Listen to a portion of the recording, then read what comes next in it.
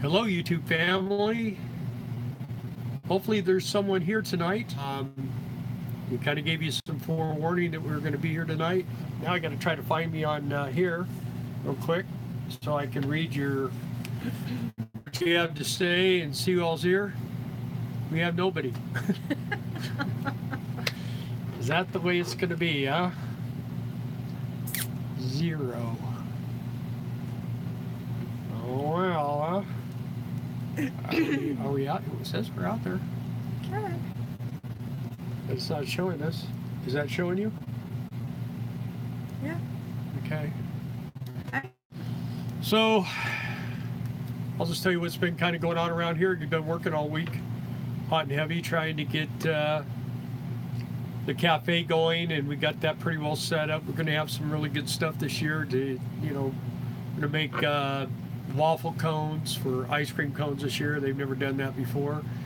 We're going to have malts. We're going to have hamburgers. We just had pizza last year. So things are starting to pick up. We finally got off of picking up pine cone duty, which was like absolute torture land. And yeah, I'm trying to find me on my computer here.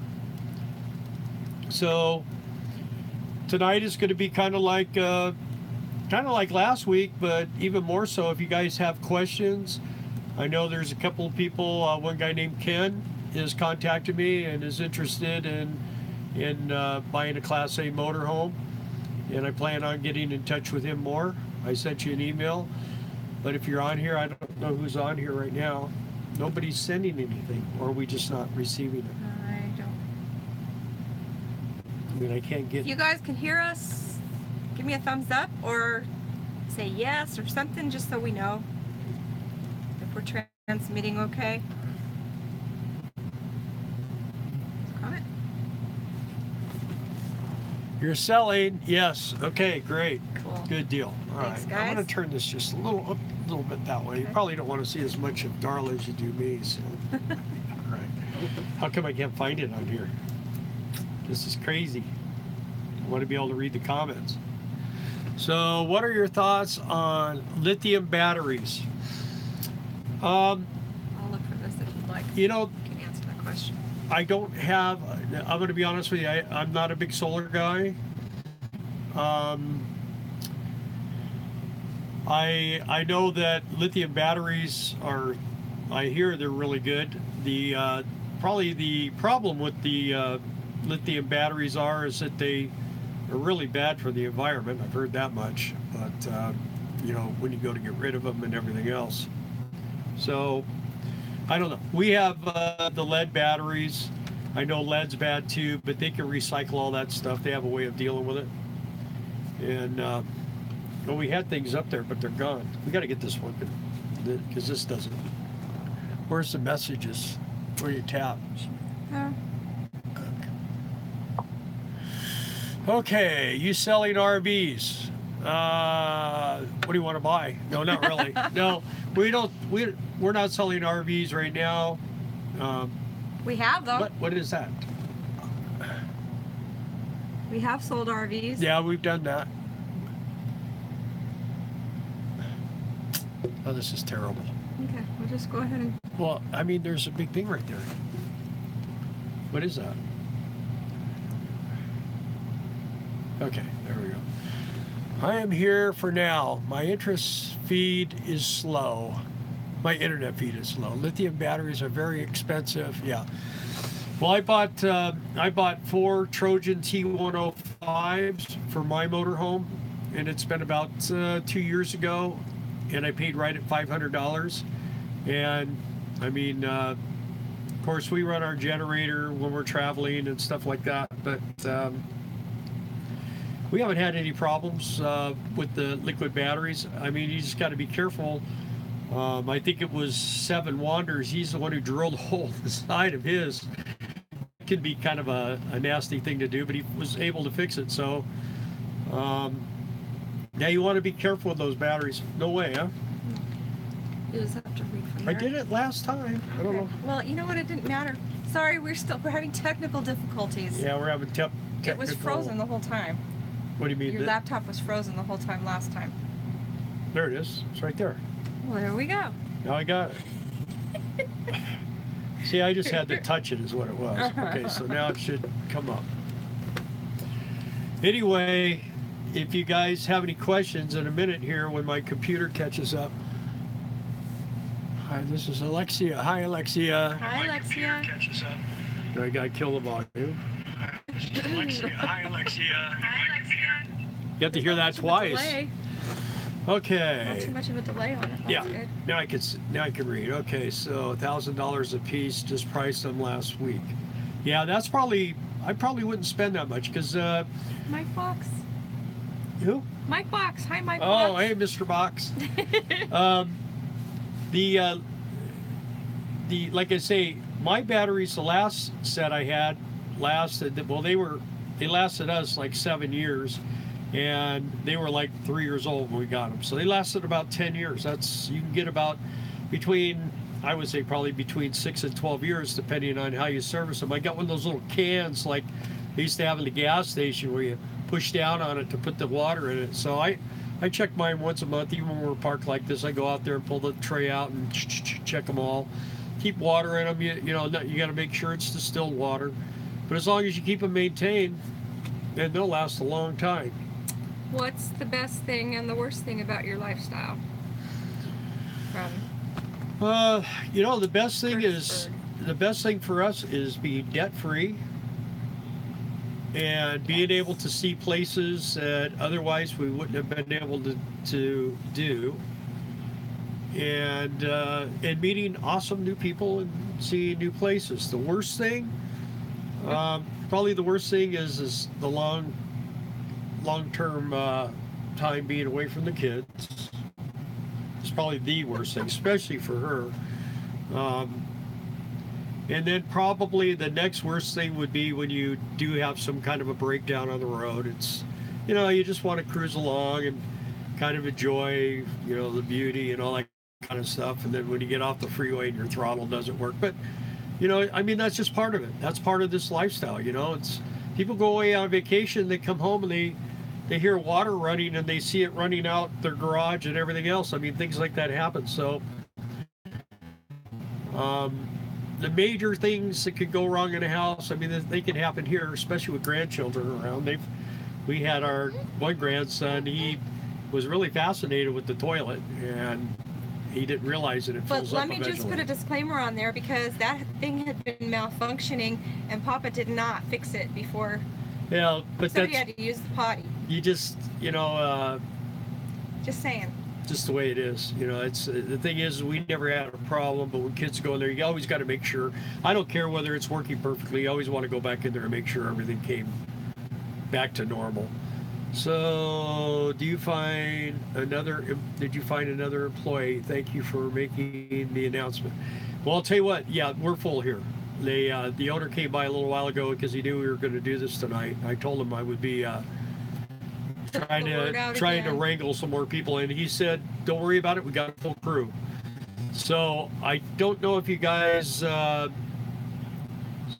the little welcome, you know, to tonight, but gate guarding, Guard One services in Texas, they're all hot for people right now. They really need them, and they're paying between $150 and $200 a day, and you park your motor home at, you know, where the trucks come in. You sit right there, and you have a water tank, you have a 12K generator, and you have a dump tank. And I always recommend put the generator by your bedroom, so when you're, because you switch off. Darla was working days and I was working nights, and so I had to sleep during the day. And you get more trucks during the day, but you get kind of weird things going on at night a little bit. So I didn't like her being out there by herself. So anyway,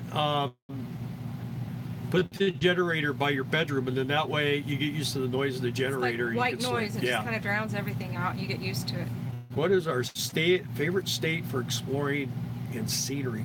Wow, that's tough, because we really like, well, we like Wisconsin, we like Montana, we like Idaho, we like Washington, we like Oregon, we like Arkansas, Utah, Colorado, Arkansas, Oklahoma. They each have their pretty thing. I think you know? I think probably it would be easier to answer which is probably my least favorite, and you know which one it is.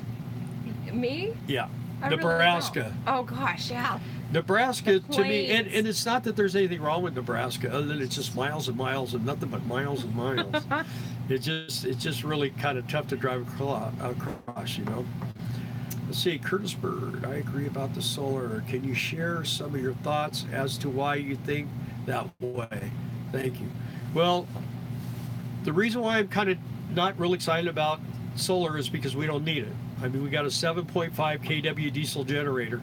To be able to put enough solar on this thing to really do anything, it would cost me 10 grand, and that buys a lot of diesel fuel, especially for that generator. Just sips it, you know.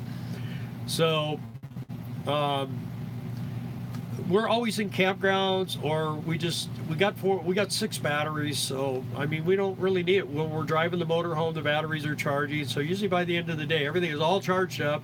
And we could park for 2 days without really even having to run the generator. So, and then like now, I mean, we got the air running, we got lights, we got everything running. So we have full hookups. We don't really, doesn't really matter whether we have solar or not. So, and in a lot of places, a lot of these campgrounds you park in, you know, with this big bus, I mean, it's hard enough getting solar TV. You know, I mean, satellite TV.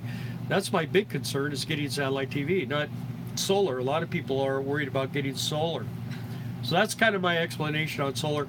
For you, for the people that like to boondock, that's probably a great thing because you want to keep your batteries charged. For us, we don't boondock so much. You don't boondock that much. Yeah, like I said before, the only time we boondock is like if we're going from one job to another job, and then I don't like spending money on campgrounds, so we stay at Walmart, or we stay in an abandoned parking lot of a closed restaurant or closed business, and that's kind of how we fly.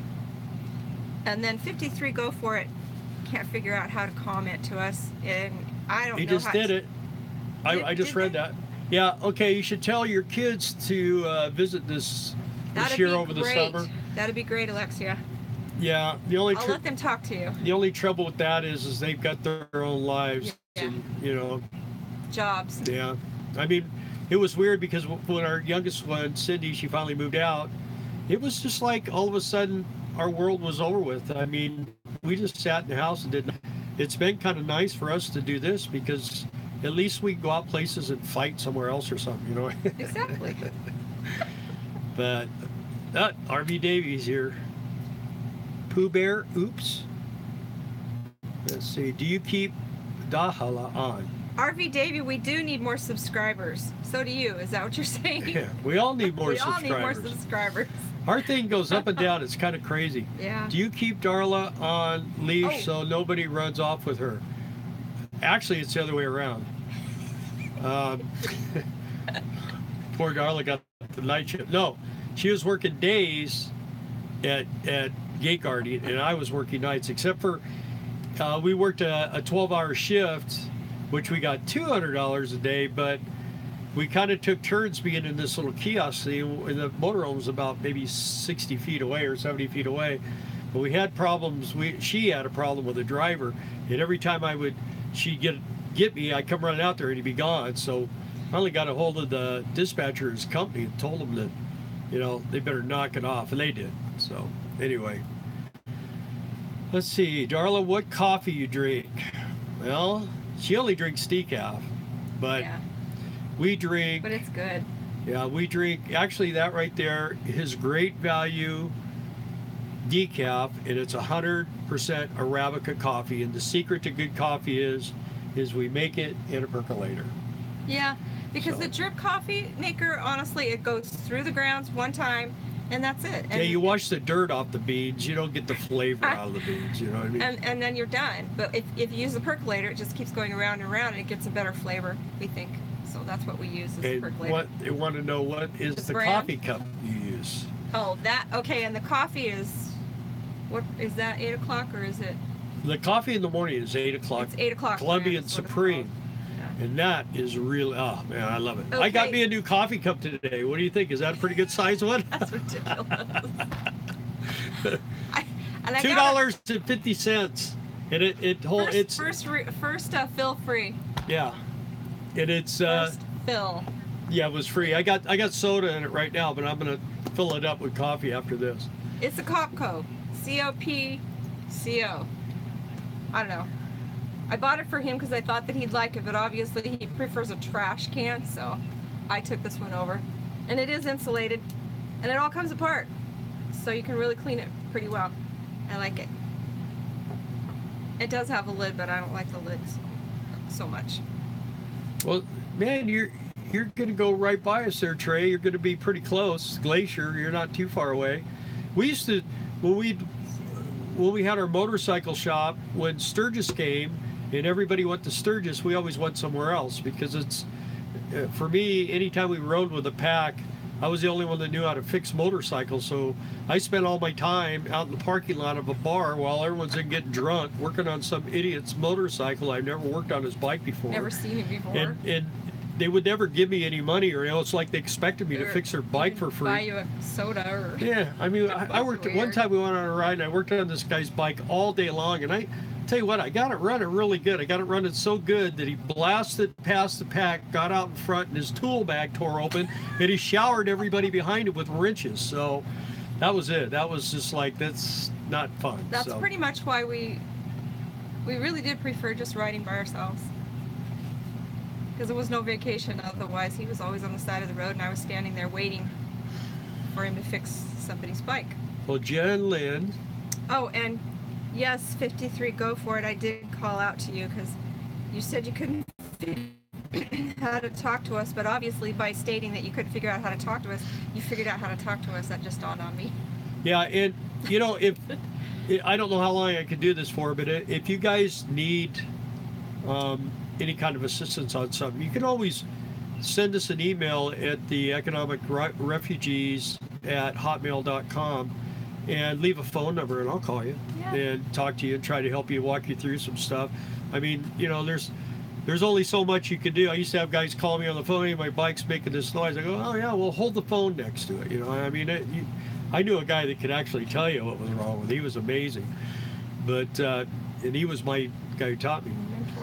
My mentor. So anyway, yeah, it's not too many guys who could do that. Oh, so you asked about the gate guarding tray. How long is the contract? They asked for a minimum of 3 months. Yeah, but you could say 1 day if you want. They can't keep you there. They can't keep you. They won't have you sign a contract. At least when we were doing it, they didn't.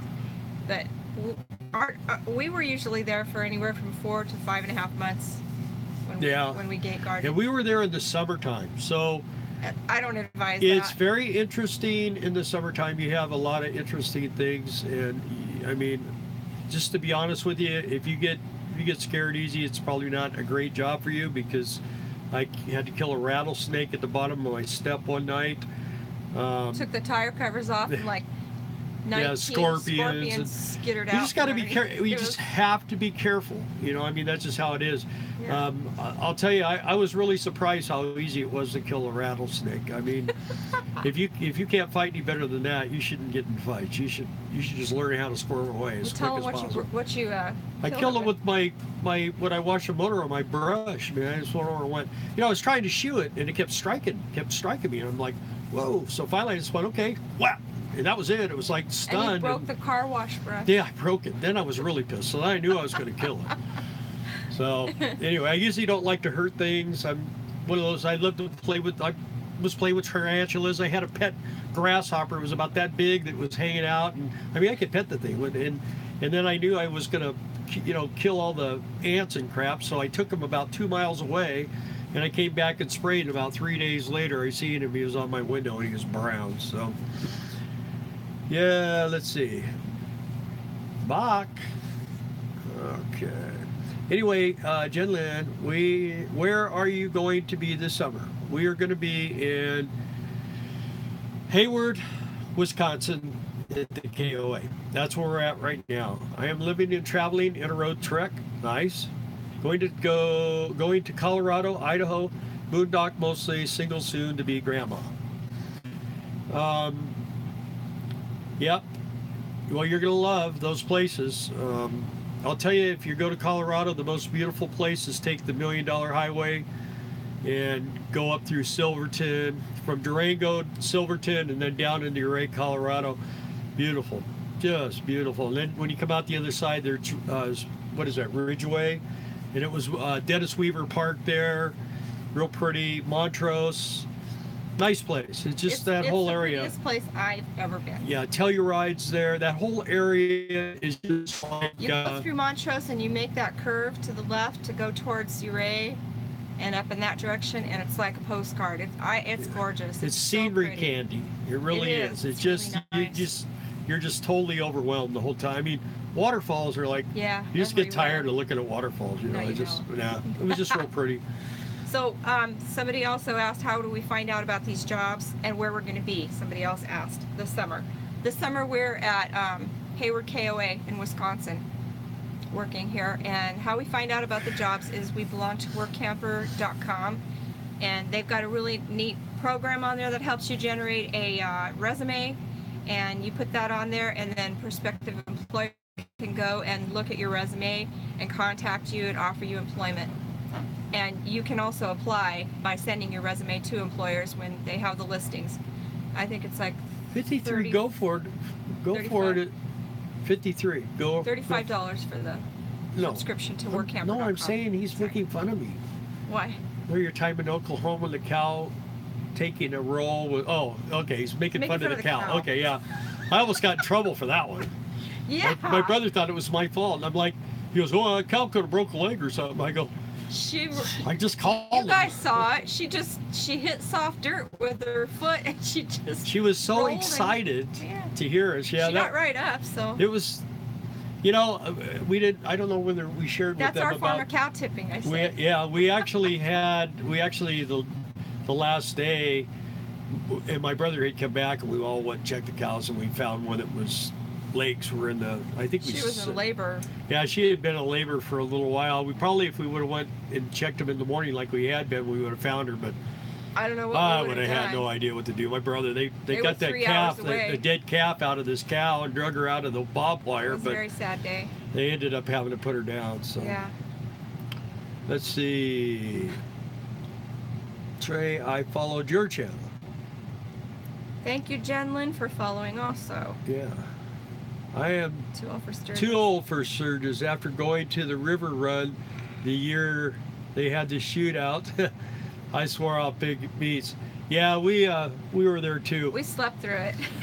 we were over at the Ramada Express when that happened. Our family's calling the next morning going, "Are you guys all right?" And we're like, "Yeah, why?" And I knew some of the guys that went in there who were in that, anything. so it was pretty crazy.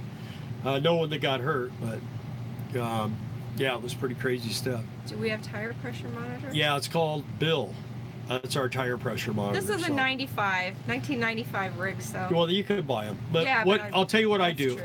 is I have a DeWalt, one of those like nail gun air compressors, because the onboard compressor has a hard time pumping them up to 100 plus pounds of pressure. So I was running 110 across the rear, and I was running 100 in the front. And now I've lowered it a little bit. I run 100 in the back and 95 in the front. And it just seems like it's a little better riding. I'm going to put Coney shocks on the front here pretty soon. I think I just got to rob a bank or something. They're really proud of their shocks, but we need to get them because it just, this has a drop axle. It doesn't have the independent front suspension, which that's the only thing this motorhome doesn't have that I wish it did have. It's a Spark chassis. It's actually can carry more weight with the drop axle, but it doesn't ride as smooth. There's that independent suspension. But I've talked to a lot of guys that have put the Coneys on these suspensions, and they say it straightens them up pretty much. They're about 75%. And you know, Freightliner still uses drop axles. I mean, a lot of stuff uses them. So that, I mean, it's not like it's an old thing. And this front end is so heavy under this thing, it's unbelievable. I got the airbags like what you see on the big trucks, the big diesels, front and rear. Let's see, where are we at? You guys are shooting us with some good questions. I like it, loving it. Let's see, do you okay, we check that. Oh, let me mention again, because we kind of stumbled over it when we were telling you about it. Our email is economicrefugees at hotmail.com. So drop us, your information, your email, your phone number, even whatever. And See, my head disappears when I drink. If you have questions, we'll get back in touch with you that way. Anybody else have any more questions? Fond memories of my cow days. So were you on a ranch or something? Any motorhome questions? I get, that's the big thing here. I fixed my stair lights. I got a switch today, put that in.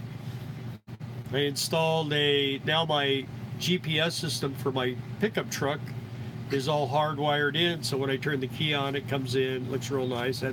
Because every time, it's such a hassle to get it out, plug it in, and it doesn't want to work because it's been sitting for so long. So, ooh, there's a question. You should answer that one. 29. Yeah, I did see that when Brian I saw had that the too. interior fart. Yeah, he wasn't too happy about that. One thing about Brian right now is he's got way too much stuff in that van. He keeps talking about it. We were talking about it when he was in Arizona, and he goes, I'm going to get rid of some of the stuff. I just want to see what I want to get rid of first. But yeah, he needs to, I know everybody was kind of concerned with him, and we were too. We were kind of wondering what was up, and then all of a sudden, boom, he's back. Popped so up, yeah. I tried texting him, but I don't know. I think he might even be in Alaska by now. I don't know where he's at, but he's probably, he's definitely, he said he puts those videos out like, days or sometimes even a week after he's made them. So we're the only dummies that are in a big hurry to get them out all the time. Let's see. How old are we? Yeah, I said 29. Yeah. No. She's 62 and I'm 61. I'll be 62 pretty soon. That's my old lady. She's my old lady until August, and then she's not old anymore. Then she's young. Let's see. Your service cost is always going to be annual. Do you have a way to reduce this cost? Well, as far as the motorhome and the truck goes, probably not, because I do all my own service work. So, and I never buy stuff from like Napa. I always, anything for this motor, there's a little tag. Mine is on the side up in the front over here, and there's also, in my books, I got all the books with this motorhome, and it had the tag, and it has all your information, all your VIN numbers for your transmission and your motor. And that's what they need when you go to buy parts. And I make copies of that. I have a bunch of copies of it. So when I go to the truck shop, I hand it to them and I say, this is what I've got, and this is what I want. And then once now I'm using all Donaldson filters. So I've got them all written down in my book, and I go to the same Freightliner shop every year. You can get the same alternator at Mac for $100 that you'll pay $179 at O'Reilly. And what I found, if Mac doesn't have it, Mac truck, then you go over to O'Reilly's and you say, hey, I can get that same alternator for $100 at Mac. And if they can do it, they'll sell it to you for the $100. But you gotta, I told him, you can call the parts guy over there. We were just there, and he doesn't have it. He'd sell it to me for I think I paid, it was like $120 is what he was going to sell it for, the alternator. Anyway, that kind of stuff on these diesels, it seems the alternators are never quite strong enough. So, and I've had some problems, but I got two really good alternators. Macerator is noisy. Should I take it in to get fixed? Seems more noisy when dumping black tank.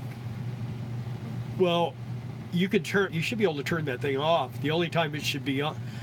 Now, is that macerator? No, I'm not saying it. Macerator, right? Mm-hmm. Is that hooked up to your drain, or is it for, like, do you have two bathrooms and it's transferring to the black tank from like the back, or vice versa? It depends on what kind of, or if you're using it to grind it up so you can use a garden hose to dump your black tank. A lot of people make those macerators something you can put on and take off. It's just like you would put on a hose. You put your macerator on, then you put your hose on. Or you can just take the macerator off and just use a regular hose if you're in a campground. Yeah, but I need to know a little bit more information what your macerators, if it's being used out the final dump or you're using it to transfer, because some of these new rigs have this vacuum system. Ugh, those things are crazy. When you go to use the bathroom, you push it, the toilet's in use, and then when you go to flush it, it goes pow, and it just like wakes up the whole campground. It's crazy, man. So that I wouldn't want. Let's see. Seems more noisy when dumping blanket. Road trek has to run. Okay. Does that mean you're leaving? Oh, okay, I understand. All right, no, I'm sorry. Yeah. Anyway, only way to dump is macerator. Well, you know, if it's a little bit noisier than it has been, kind of just got to run them until they, you know, I don't know whether, I don't think you can really do much to them. Maybe what you could do is maybe get a 5-gallon bucket of hot water and some Dawn dishwashing liquid and squeeze it and dump it down the black tank and run that through and see if that doesn't, maybe it's got a bunch of stuff in there and maybe it'll wash it on through. Something to that effect would probably help. And if that doesn't do it, then you probably want to start saving your pennies for a new one. So seems like we talk a lot about turds. We do. Yeah. And Leah's not here. Where's Leah and Steve? They're usually, our kids usually come and like to antagonize us on this. Let's see, good idea. Oh my God, does that mean poopy everywhere? Oh yeah. Okay. Yeah. Except that, I think you said it meant poopy. It says poppy everywhere. I recently purchased a 2014 Newmar Canyon Star 3921 class toy hauler. Would like to upgrade the water pump to get a better flow and less noise. Would you have something to recommend? We got a, I think we just replaced ours. It was a we got a flow jet. Yeah. They have Sure Flows and Flow Jets. Yeah, we got a flow jet. And that, I like that one a little better. And the other thing too that we recommend is oxygenic shower head, because it economizes on your water usage, but it feels like there's more water coming out. I don't know how they do it, but it's magic and I love it. Yeah, it's weird because I like to fill the I told everybody on the one video, I fill a 5-gallon bucket. Today was dump day. I always fill a 5-gallon bucket of water, and when after my initial dump and I've allowed the sprayer to spray for a while, I dump that 5 gallons of water down the toilet, and it kind of gets all the Klingons and everything else, and away they go. Man, it takes a long time to fill that bucket with that oxygenic shower head, which is good because I mean, but when you're showering with it, it feels like there's just a ton of water, more than what came with, you know, the standard shower heads. So, do we run into a lot of people in their 70s? We've run into people in their 80s. Yeah, we do. You know, a lot of it just depends on their health, their gene, you know, where their gene pool is. You know, I'll tell you, I think you're more healthy living this lifestyle than not. You get out, you get more fresh air, you walk more. I was going to load the bicycles today. I'm going to get those out probably tomorrow. Too busy. Been so busy. And we got to work tomorrow for like 2 hours working the new menu. But I think you're healthier, and I think one of the big things for me is that we were self-employed forever, and we were talking actually today. Yeah. The stress level is just when you're working for yourself. You know, yeah, you get to call the shots, and you know you get the days off when you want to take off. You got most of the time, but the stress level, you never know. When you're working for somebody and Friday comes, they write you the check and you can cash the check. When you're self-employed on Friday, when everybody gets their checks, you look and see if anything's left. And especially in California, because California's always got their hand out, they're just robbing you. So you just got to be, you know. You got to keep the machine oiled, and that's stressful to think about. We eat good, you know. We eat good. we actually feed the bugs real good. We were feeding the Oh my mosquitoes gosh, we're last so night chewed at up our with friend's mosquitoes right now. campsite. It's painful. Yeah, Itchy, it's itchy. got to be careful. So when we were talking about the dumping and stuff, Scott Elliott said, well, this is a crappy discussion. And it could get crappier from here. I don't know. Hopefully not. Any good caravan going on that you know of? Now, that's an interesting thing to talk about. So, I want to know what Pooh Bear said. what Pooh Bear said. What did Pooh Bear. message retracted? Uh-oh. Gonna say something bad. You know, we used to have this philosophy that, man, when it's time to go, we'll all go together and we'll go here. Not so much now. What I prefer is hey, let's go here and we'll meet you there, because I mean we can cruise along. There's some people we can cruise with, and it lasts for a day or so. But I'll tell you, for the most part, when I want to stop, I want to stop, and I don't want to have to ask someone if I want to stop. And I do these really fun, like, death-defying lane changes off to hit the rest stops and stuff, because hey, it's right there.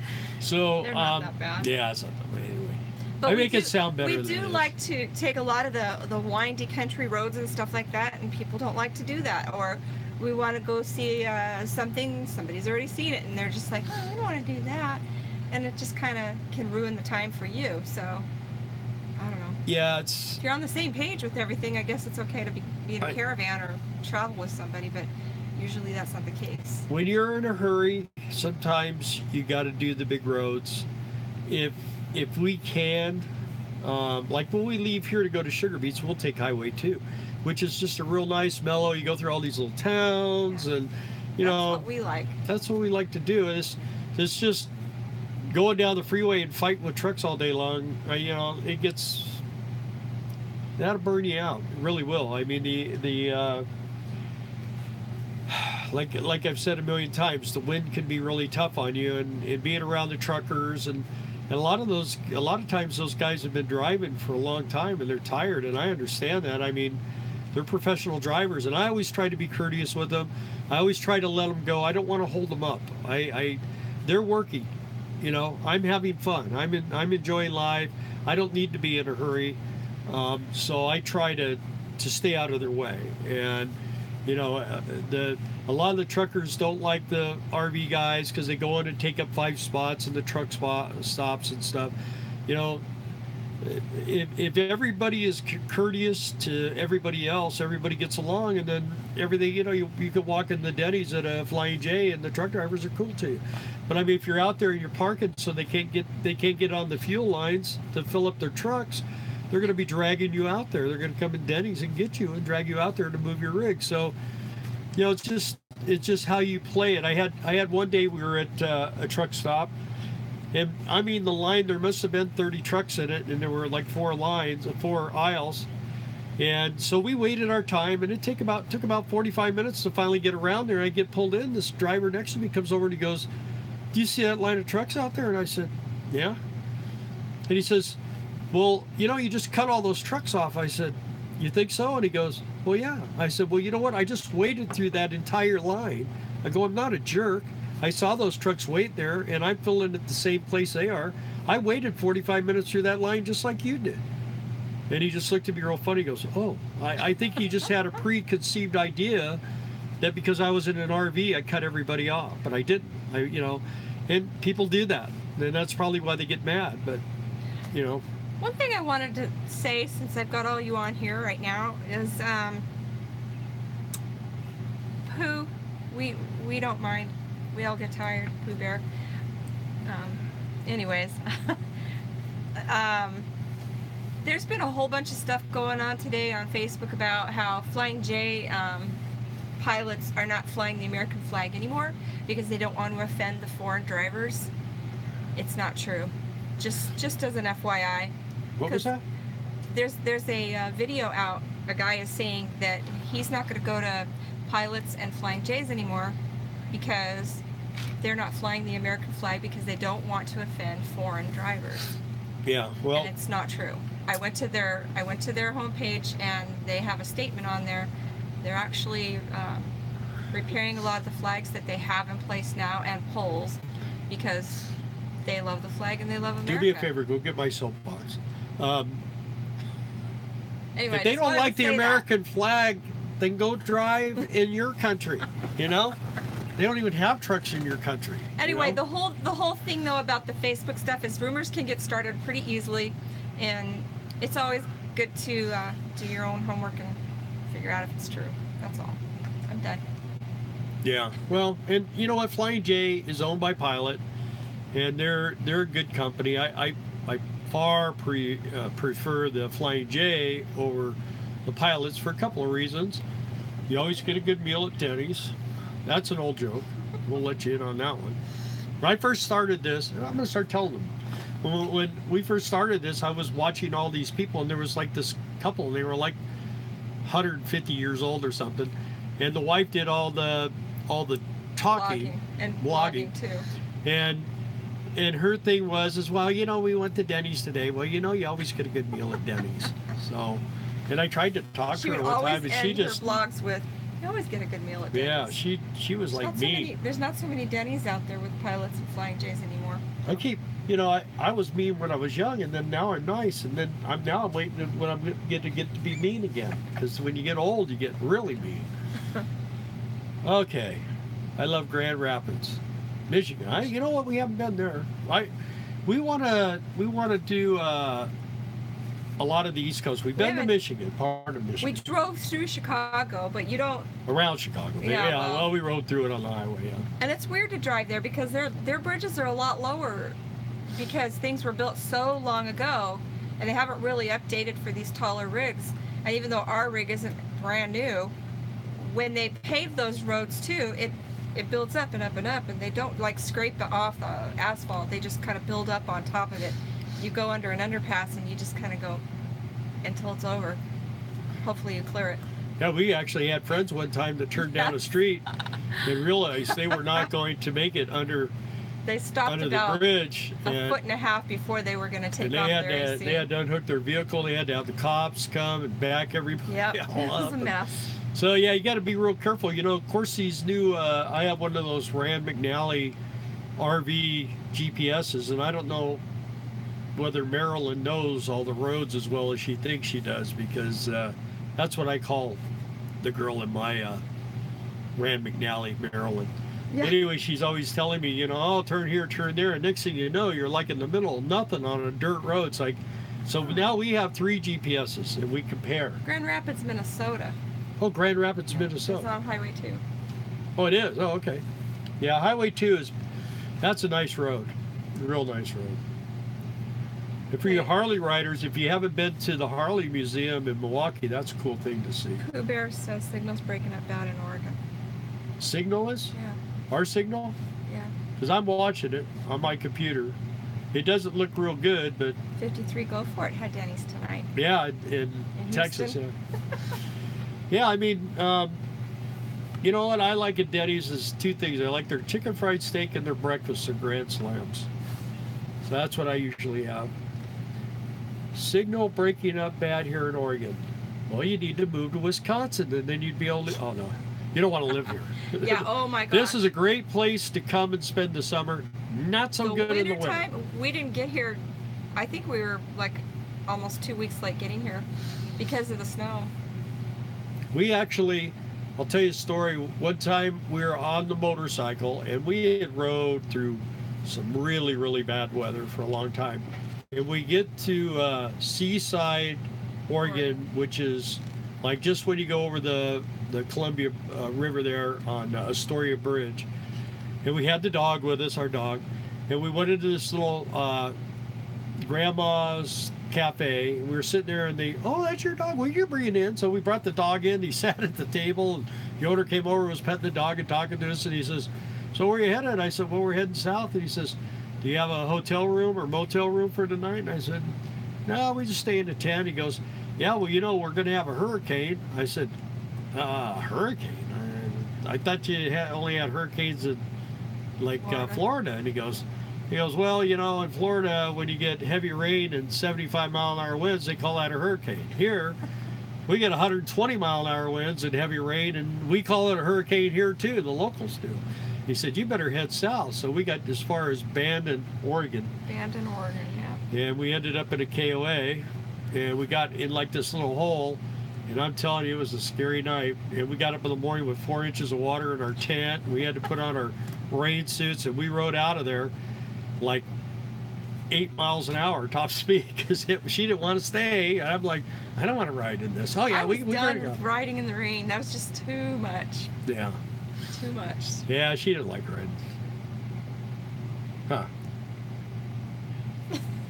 That's right. I'm going to get me an old hardtail panhead when one of you folks tell me where one is. And I'm going to trick it out so much and you're going to love it. And I'll ride that around. I'll film. Linda Reed Instead of says riding a good in dirt bike. California. That's good. Oh, Trey says the older I get, the nicer I get. Every day is one day closer to having to talk my way into heaven. Yeah. Yeah. Well, I don't know. I meet all these mean old folks. I know how to. I always respect older people. So I mean, they say things to me, and I just go, okay. I'm just not going to move my lips. I'm just going to stand here and act like I didn't hear them or something. Hello, Australia. Hi, Australia. It's Remus hey, yeah, King. Yeah. of Rome. I Yeah, didn't know Rome was in Australia. You always write me and stuff. You always write nice comments and stuff. I like that. We do appreciate the comments. We say that all the time, and we really mean it. I think we only have 27 really true followers. Well, at least right I now. think they're all on. Yeah, we're trying to get so that we can actually pay for some of this camera equipment that we spent, but we've got a long ways to go on this. But we're not going to do any e-begging or any of that stuff. That's not us. We work. We've always worked. I've worked since I was a young boy, and I'll work probably till the day I'm an old boy. So That's today. yeah. Well, I mean when I can't work anymore, I guess. But you know what? I mean, if we could just pay for everything we bought, then that would be fun. We'll see. That was cool. But if we don't, that's all right. We bought a bunch of stuff for the restaurant today, and we're not going to get paid back for that. But we're going to treat people. If you've never had a chocolate marshmallow malt, you have to have one before you die because it is the most amazing thing. And I'm going to make them for everybody. So we're going to sell them. We should YouTube it. Yeah. Chocolate marshmallow malt is to die for. When I was a young boy, a friend of mine's dad, after we played a baseball game, took us all over to a Foster's Freeze, and he ordered everybody a chocolate marshmallow malt. There was no substitutions. And man, since then, that is the best tasting malt you'll ever taste. I want one. Yeah, we're going to make them tomorrow. We're going to torture everybody. We probably won't let them have any. I guess Manhattan, not an option In an RV. Probably not. You could do it if you were like in a road truck or something like that. This thing, the good thing about this is we just parked this outside of town in a campground, and we got our pickup. We can go anywhere we want, and we don't have to worry about ruining our house. Like Brian had the little explode thing and everything else. I mean, probably the most dangerous things we've ever done was gate guarding with this down to Faith Ranch, which I got to talk to you guys about that some more because they desperately need people down there. So Tony, I've been talking to him. If you guys are interested, let me know. Send me an email or whatever, and I put Tony's number on the little introduction to tonight. Call him. He's a good guy, and you can make some good money. If you want to pay off, if you have an RV and you owe 30 grand on it, you go down there and pay it off in 7 or 8 months, and you're done. It's pretty confining because you Yeah. can't go anywhere. Can't Somebody spend has money. to man that gate for 7 days a week, 24 hours a day. So But- yeah, so we were on a rough road, but we took it because it was a $200 a day gate. But one time, a friend of ours, Not each Yeah. couple. yeah, a friend of ours invited us to stay at their lot next to their house overlooking the golf course. And I pulled the motorhome in, and he goes, well, all my stuff is over here. Well, I couldn't reach any of the stuff to be able to plug in and get water and stuff. So I needed to turn the motorhome around in this lot. And as I was swinging, it was like real soft sand, and the motorhome got stuck, and it started to roll over. It started to roll over on the left side Down the cliff. and down the cliff.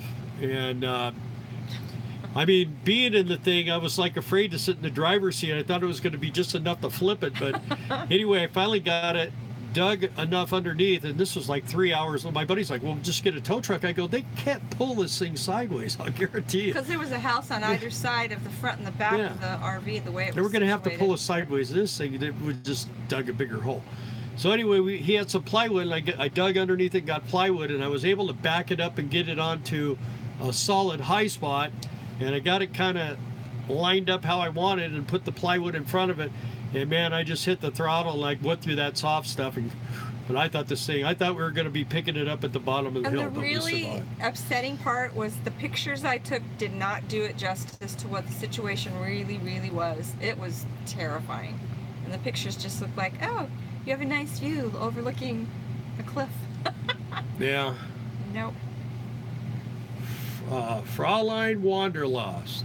Wisconsin is a place to be this weekend. World's biggest Bratfest in Madison.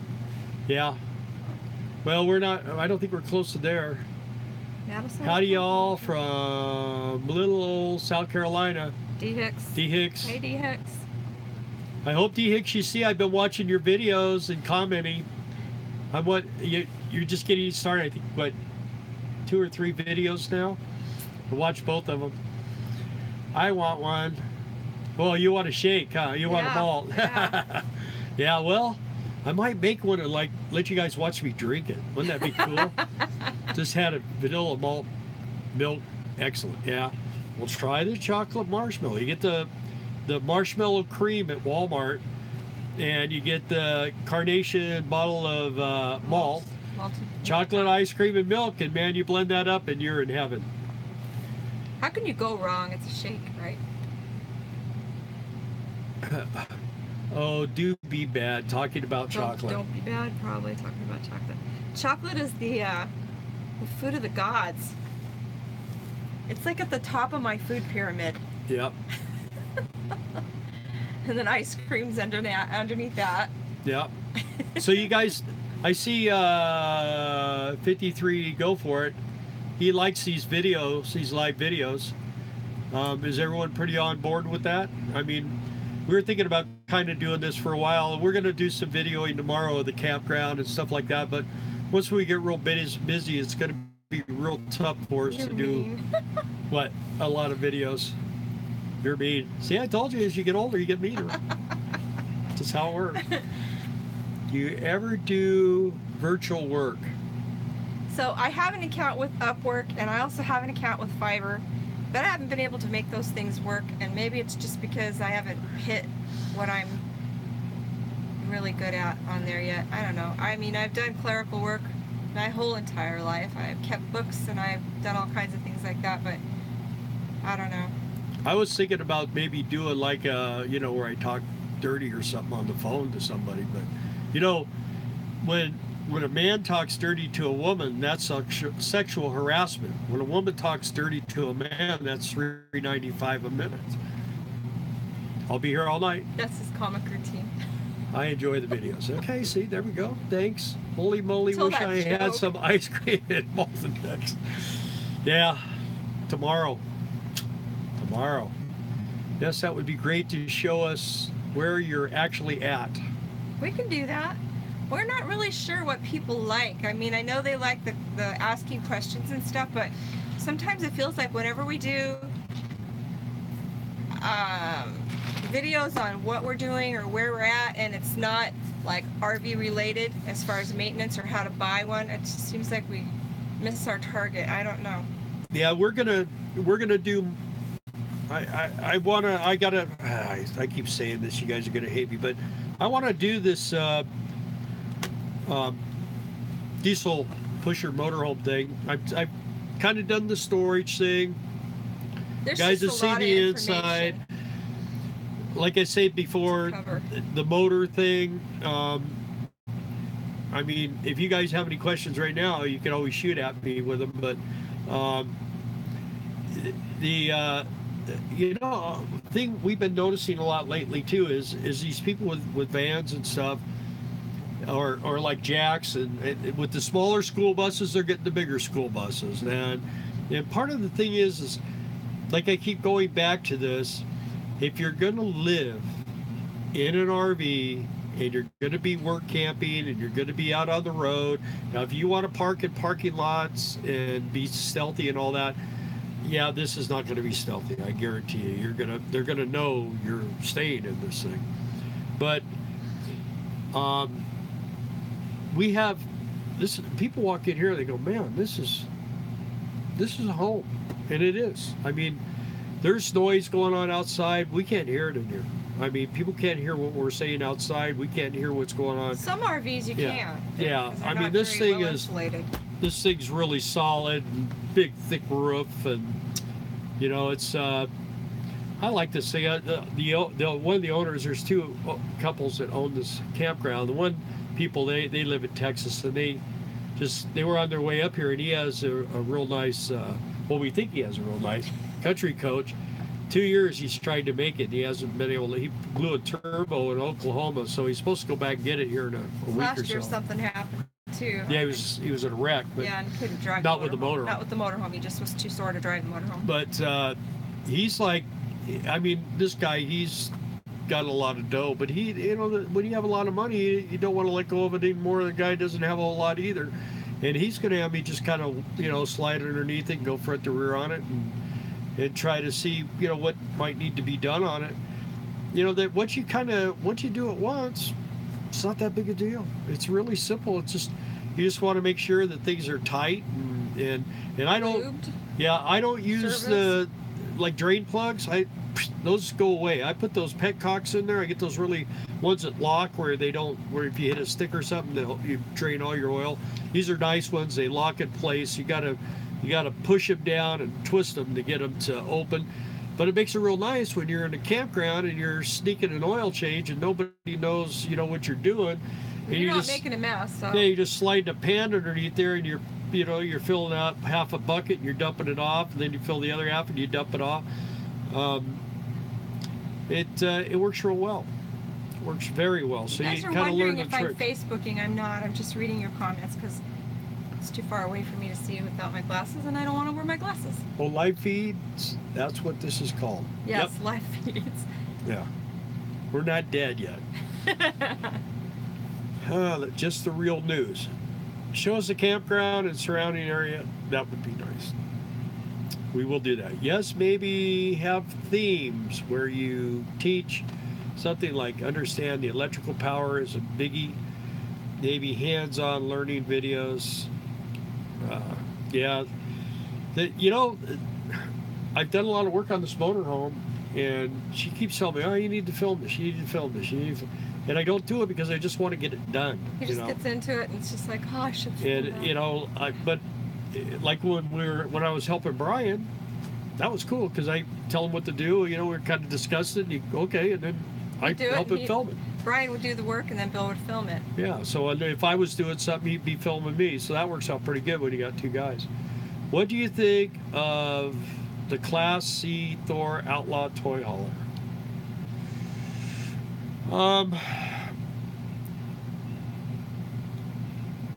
Class C. Is that a Super C? Or I think you're thinking of a Super C. And if it has the, if it's a GMC or a Chevy, you know, as far as the drivetrain and all that, that's pretty much factory stuff.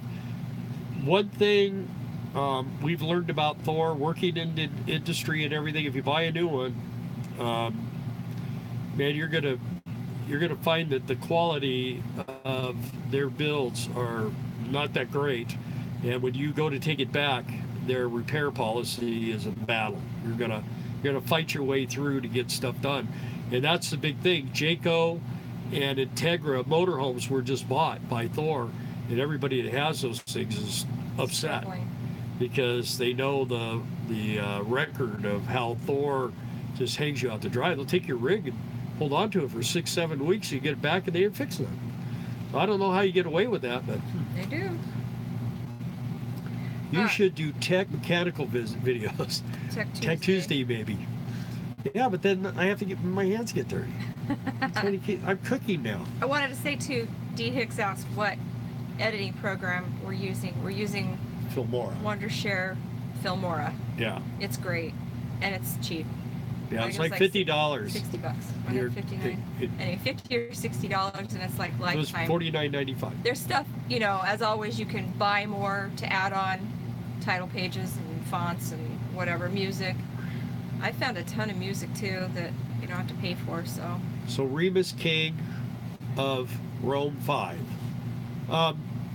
When we get back to California this year, when I go to service, actually,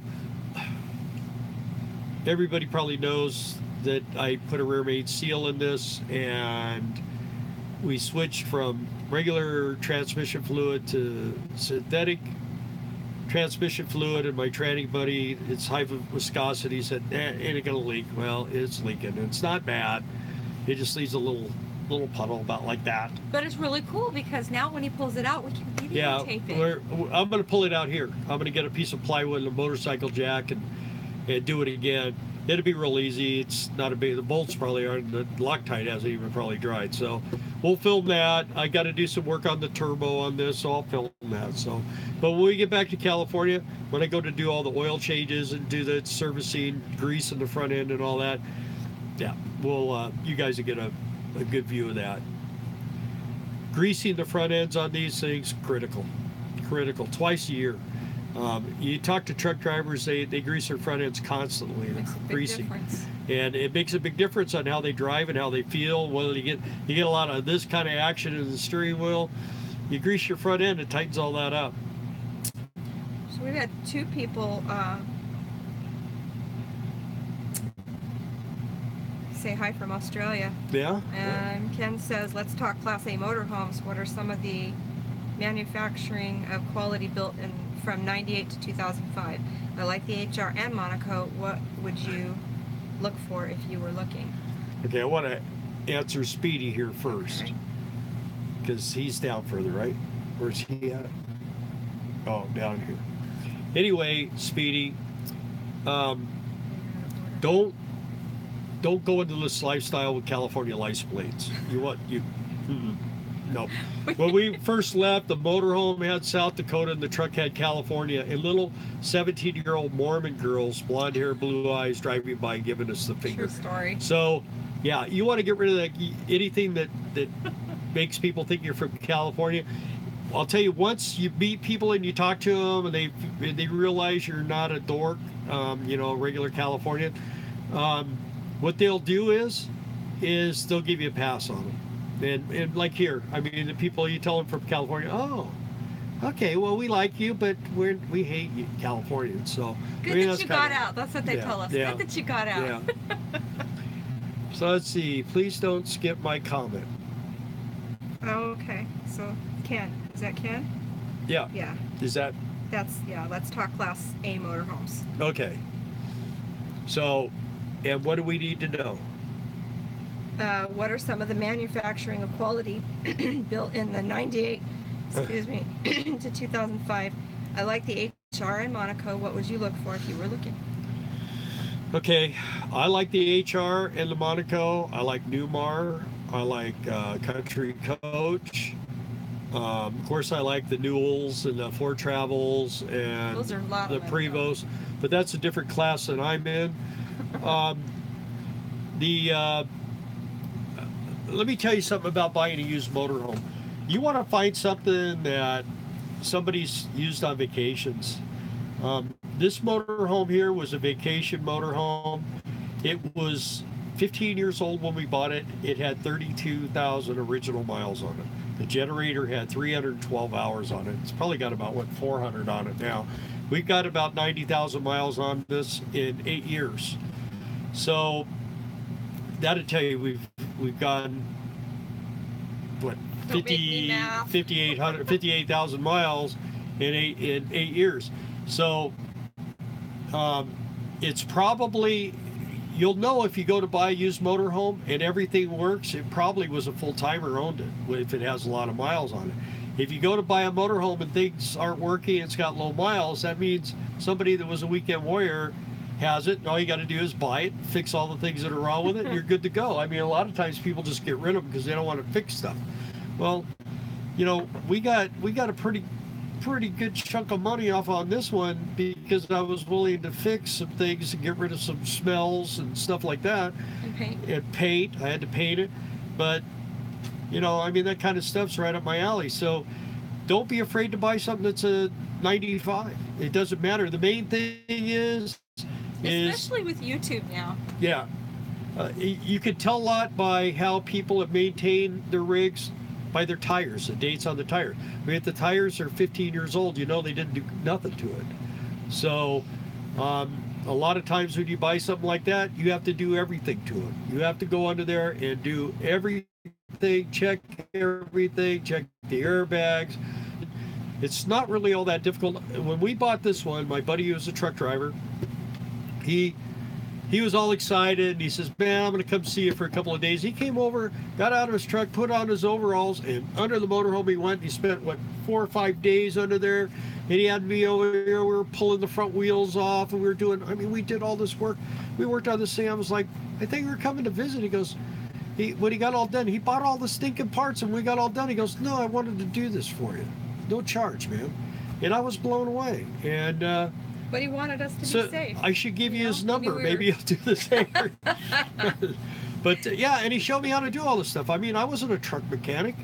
I mean, I work on things you put on on a coffee table to work on, not something like this, you know. But yeah, the main thing is chassis. I prefer personally, and I've been under both. I prefer the Spartan chassis over the Freightliners, the Gilligs, and all that kind of stuff. You're talking school bus chassis, basically. They're kind of obsolete anymore. You basically have Roadmaster, which are your Monacos, and they have usually 8 to 10 airbags on them, and they're a little funny to get used to.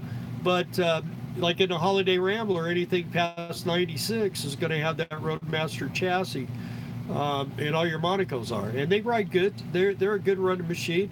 I also like some of the Tiffin products. I'm not real excited about that, what's the name of that engine? Max Force. When they first came out, International Harvester bought Holiday Rambler, and they were putting that Max Force motor in. And the way they had those things set up, I was actually talking to the reps, and they were smacking on my old Harley motorhome. And I told them, I go, you know what, this thing will be still running around. These things don't even make it off the lot without a problem. They overheat, they do all this other stuff. And they had it 2 years and they were out. So I guess now they've got a lot of the problems fixed on the Max Force motors. Tiffin uses some of them. It's like when Indian, the last company that owned Indian, had their own proprietary motor. Those things were terrible in the beginning, and a couple of guys took the motors apart. They figured out the cranks weren't done right and stuff. So they were buying all these motors brand new, tearing them down, remanning them, doing what had to be done to them, and selling them, and they hold together as good as the Harley. So if you're willing to do some work on some of this stuff, I would probably stay away from Caterpillar, although I think Caterpillar makes an excellent motor. I mean, there is no doubt that a Caterpillar motor is awesome. Bad thing about Caterpillars is they're off the highway. The only way you can get a Caterpillar motor is if you buy a Caterpillar truck. And so there's not a lot of cat repair places anymore. The independent guys will do motorhomes. So you're a little tough on that. Mercedes, just too expensive. Your Tours, Thor uses them and stuff. They're a good motor again, but there's just not a lot of, they're not real easily serviced, and parts for them are extremely expensive. So your best bet, I believe, is Cummins. And you got 5.9s, which the old 5.9s, great motor. 4-valve 5.9, they run pretty strong. They usually outrun this 8.3. 8.3 2-valve, 8.3 4-valve, they're all good motors. And the M11. You know, they get 600 horsepower out of them M11s. 11s. You're the first one on the top of the hill, first one to get fuel. So, I mean, you know, it's just, that's another thing. Diesels can do good on fuel. Just depends on how you drive them. A friend bought an Allegro bus, and he was getting 5 miles to a gallon, but he was doing 75 miles an hour everywhere he went. I told him, I said, drop it back to 62. He's at 8 miles to a gallon now, so he's happy with that. Well, guys, I was so mad at Brian when he gave up on you so easy. Glad to see you're back, and Brian apologized. What?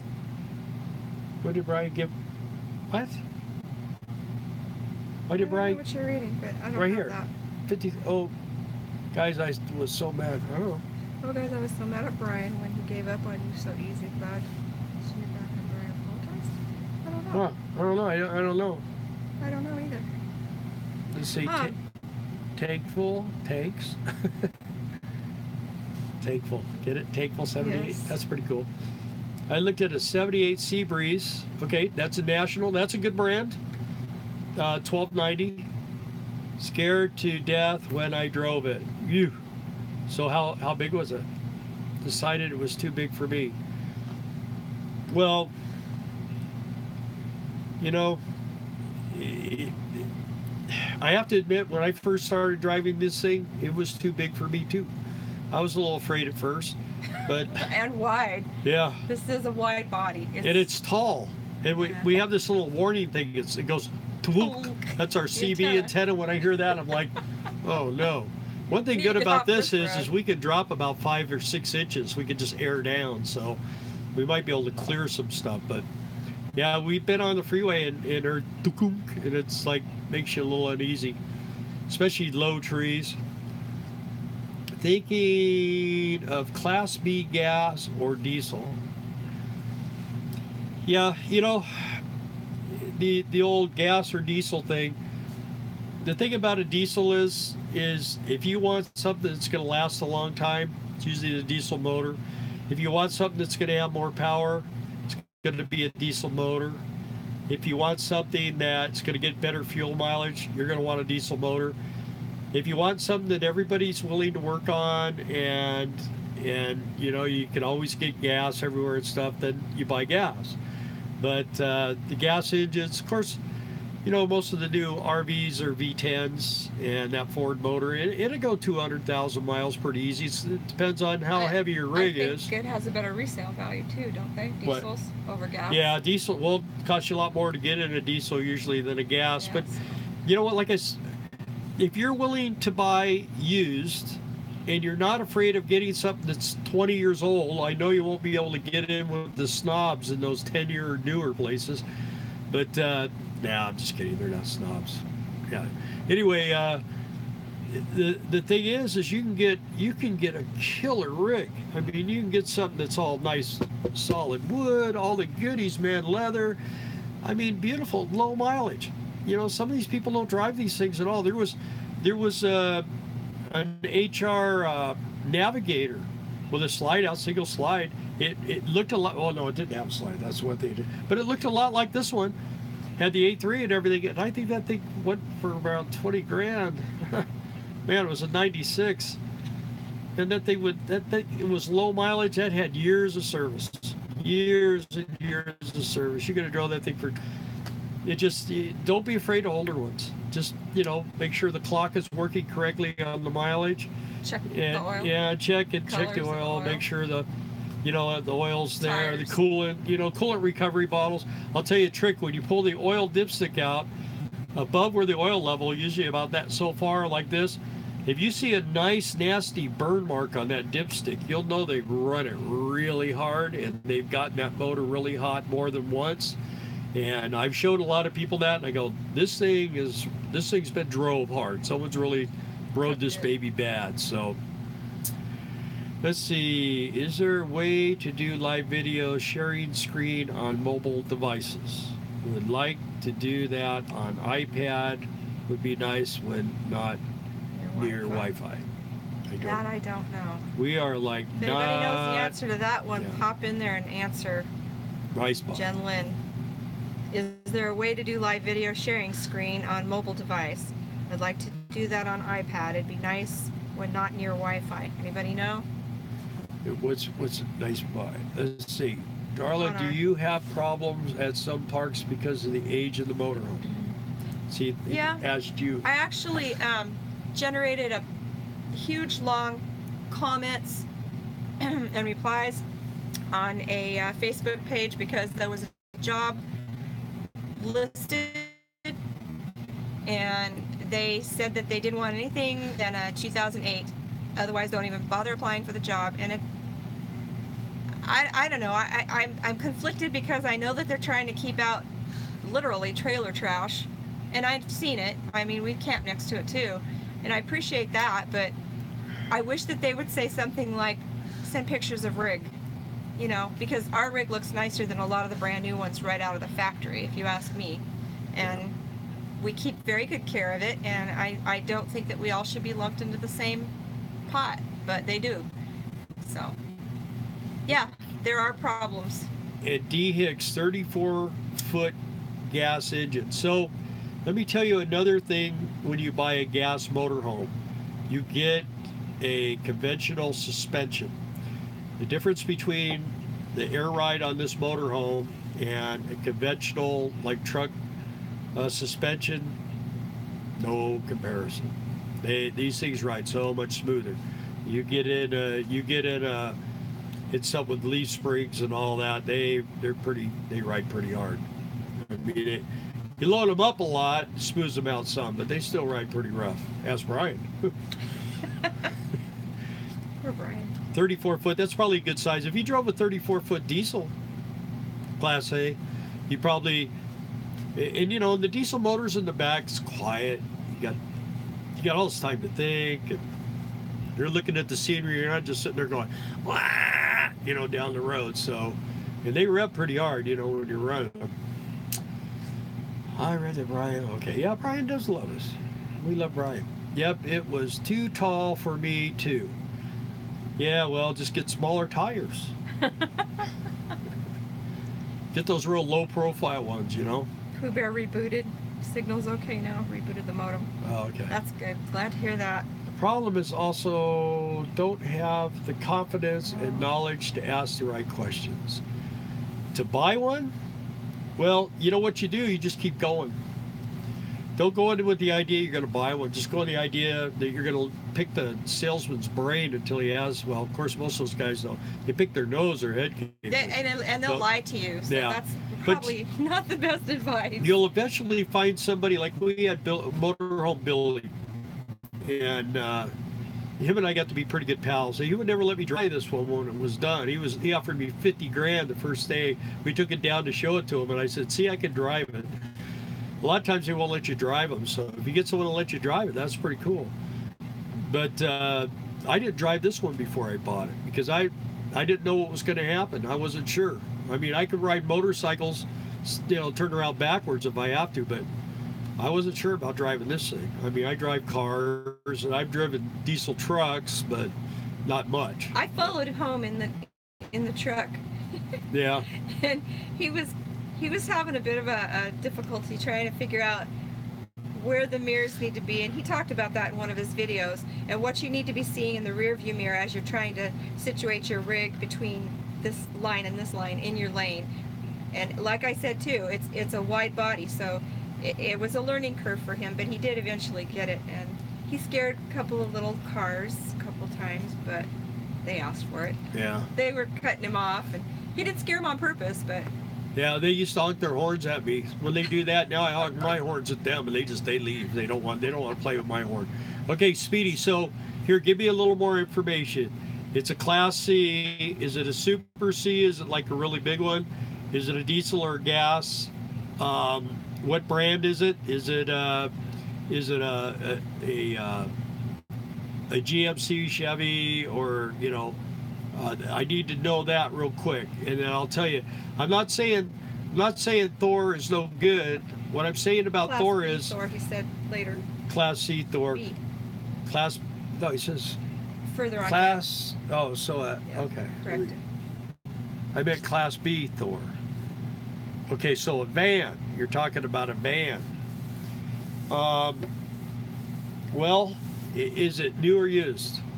What year is it? 95. No, that's his name. Diesel Class B at least $30K purchase price. Yeah, Class Bs are expensive. I mean, I didn't pay $30,000 for my motorhome for this.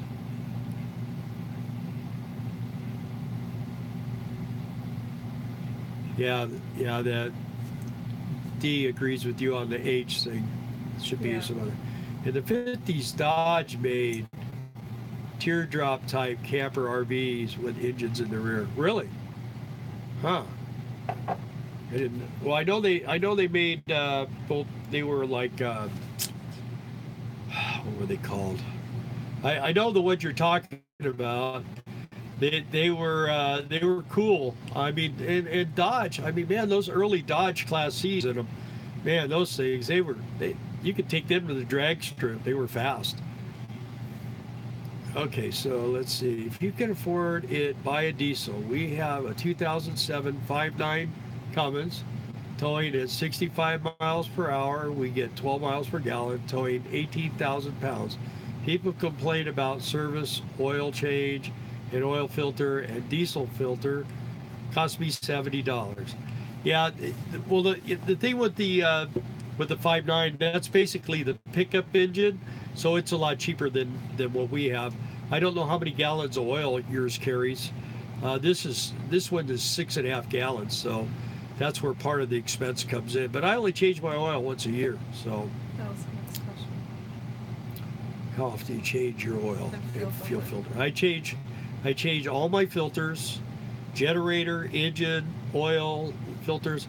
I change all those every year. And then I service my transmission about every 20,000 miles, every other year. Ford V10, good motor. It's new. Ford Class B 22 Ford V10. Any reason why, are you going to live full time in a toy hauler? Once a year, correct, D. 3 gallons. So yes, once a year you're telling her. Yeah, truck takes 3 gallons.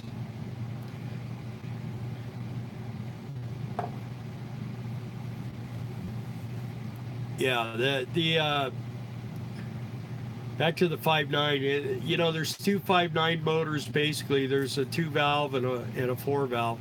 And the 2 valves, a lot of people really like those 2 valves. They're super reliable. And those 4 valves, you can get over 300 horsepower out of a 4 valve. A lot of these 350 and 400 horsepower motorhomes that you're buying now are the 6.7 liter Cummins diesel. And basically a pickup truck motor, but man, they make enough horsepower. I mean, and you can usually tell by a rear radiator. I prefer the side radiators. They don't get all gummed up with all the stuff. What was that? Was that my phone? I guess it was. Let's see. I have a Seathor Freedom Elite Speedy in process of crowdfunding, donating it to Homeless Hurricane. I much prefer Class B to Class C. So much easier to drive, and you can use your car and home. Yeah, I mean, I think if you're one person living in a Class B, that's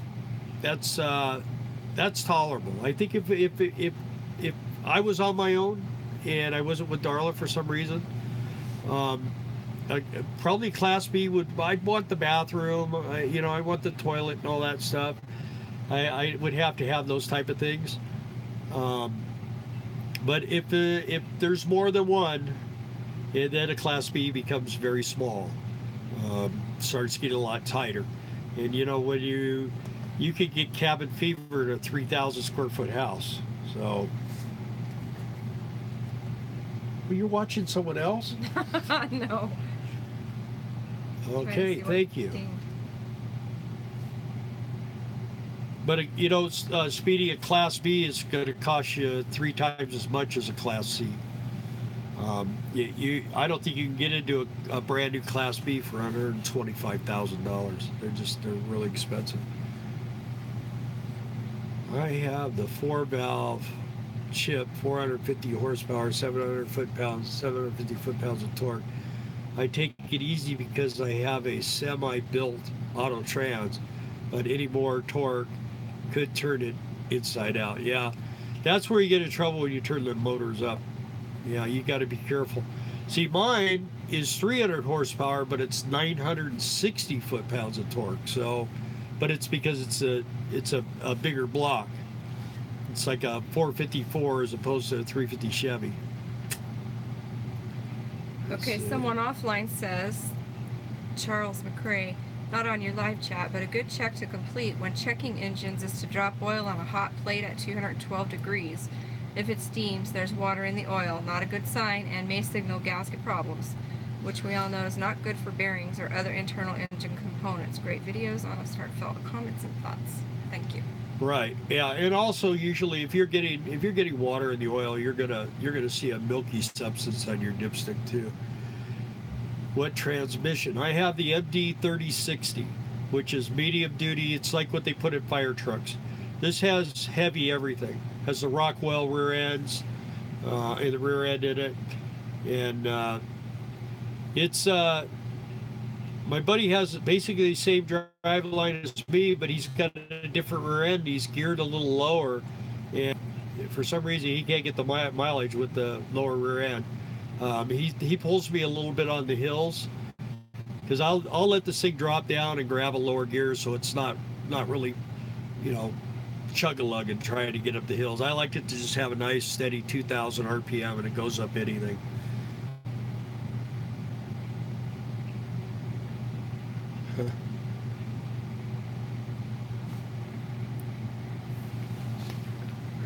Somebody's trolling Brian now. What are they trolling me? I don't know. I don't know if I've ever had a troll. I always say when you have your first troll, you've arrived in YouTube land. Usually if I have a troll, I go find them and I go and sit in their house and wait for them to come home, and then they never bother me again. I'm just kidding. That's just old motorcycle talk. That's what we used to do when we were young. Not me. Not me. I would never do that. Nope. What transmission? Go visit a friend in the hospital and break his other leg. A friend? Yeah, when he's talking smack. Anyway, any more questions? I didn't. Oh, here we go. You can do an oil sample check. Takes me a week. Tell you about a lot about your engines. Yeah, you can actually send an oil sample in. They'll tell you every piece of debris that's in that oil. Yeah. And you'll know exactly what's going on. You'll know if you have, you know, shims coming out, or thrust washers, or you sugar know, in your tank. Yeah. Well, you check your fuel. And I'll tell you another trick, and I told a guy today about it.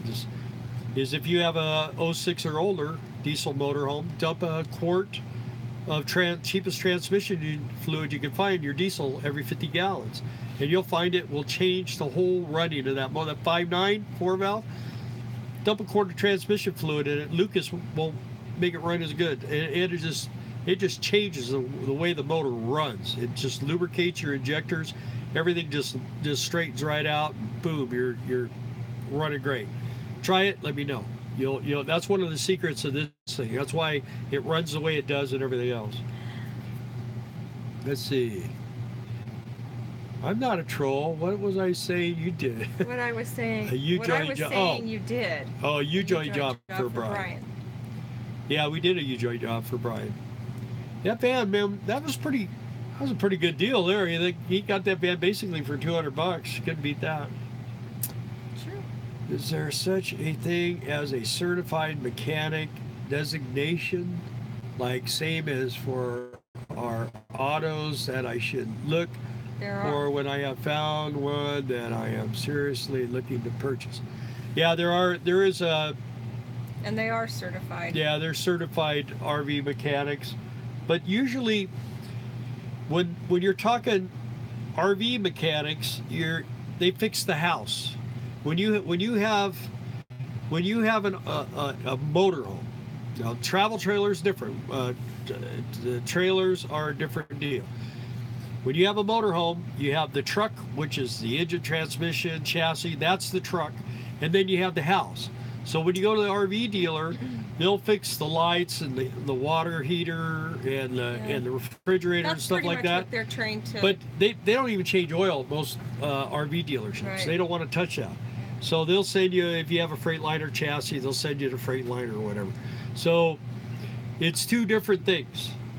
And when I used to deliver RVs, I would always tell people, okay, this is your truck and this is your house. So we're the people that work on your house. If you have a problem with the truck, you got to take it to Ford or you got to take it to Freightliner or somewhere like that. So those are the two main differences. I just happen to be the truck mechanic and the house mechanic. Okay, so I try to fix everything. Let's see. Okay, I have a stupid question. Okay, that was the last one. I'm going to do the transmission fluid thing. You just use the cheap stuff, right? No,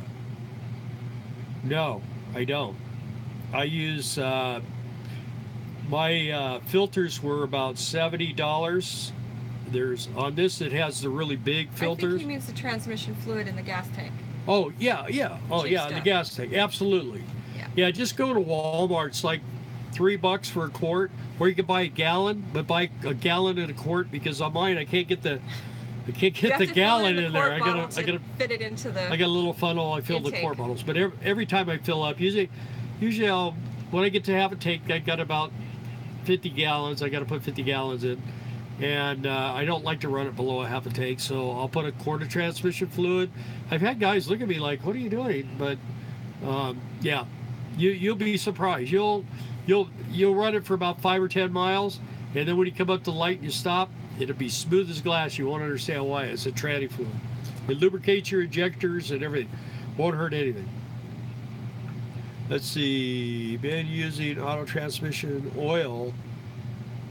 Oh, using auto transmission oil in my diesel for 26 years on a non-turbo 7.3. Runs great and no smoke. Yeah. So there's a testimonial right there. That man will tell you. And it's an old trucker's trick. When they started changing the fuel, man, that's what these guys did. The truckers did. They didn't want to have to go out and buy new trucks that overheat every time they go downhill. So they started finding the little transmission fluid, this and that, and it just makes them run great. Let's see, the original injectors. Yeah, I have, mine's all original. Yes, in the fuel. What oil do you use? I use, for the motor, I use Rotella T4. It's 1540. In my pickup truck, I use Rotella T6. It's a gasoline engine. I use diesel oil in it, and it keeps the inside of that motor, it just keeps it super spotless. High detergent motor, full synthetic, never uses a drop. It got 115,000 miles on it. Doesn't leak, doesn't use a drop of oil, runs great. 17 miles to a gallon. Try it, you'll love it. That's it. Time-wise? No. What?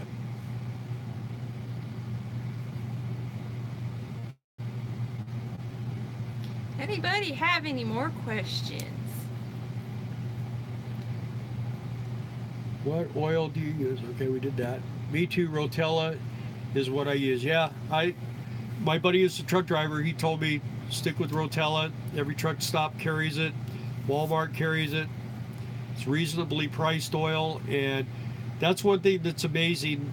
This engine on this thing, like my oil is after 3,000 miles is still as green as the day I put it in there, and it just, the rings are super tight on this motor. Everybody that's had a diesel, I show them that oil, and they look at me and go, "Nah, you just changed it." I go, "Nope. At 3,000 miles. Now, by the time I get to 8,000 miles, it's starting to turn a little brown, but it's got 8,000 miles on it. You know, most diesels, you fill them full of, you change the oil on them, you fire them up in 2 minutes, it's black. I don't know. I missed talking to your son last week. What? Yeah, last week was fun. I know. I don't know where he is. I mean, I would think he would have to be here after last week. We'll tell him that you missed him. Yeah. Well, Trey, what causes that oil to turn black real quick like that is you have a little. Diesels are famous for blow by. I mean, they're 21 plus to 1 compression motors, and you know, I've had guys tell me I use a washable oil filter, and I've had guys tell me, you know, those washable oil filters, they wreck your motors, and no. You know, they get dirty, and then the dirt just, well, that's the secret. That's why you buy a washable one. You don't let them get dirty. You know, I got one of those little puffer testers in the back. When that thing starts going up, the filter comes out, I wash it, I reset the puffer filter. So I usually wash that filter sometimes twice a year. I take it over to the car wash, and 25-cent quarter car wash, and I blast it real good. What's 1.5 million miles on Delvac 15 weight 40? Yeah, Delvac's good, definitely.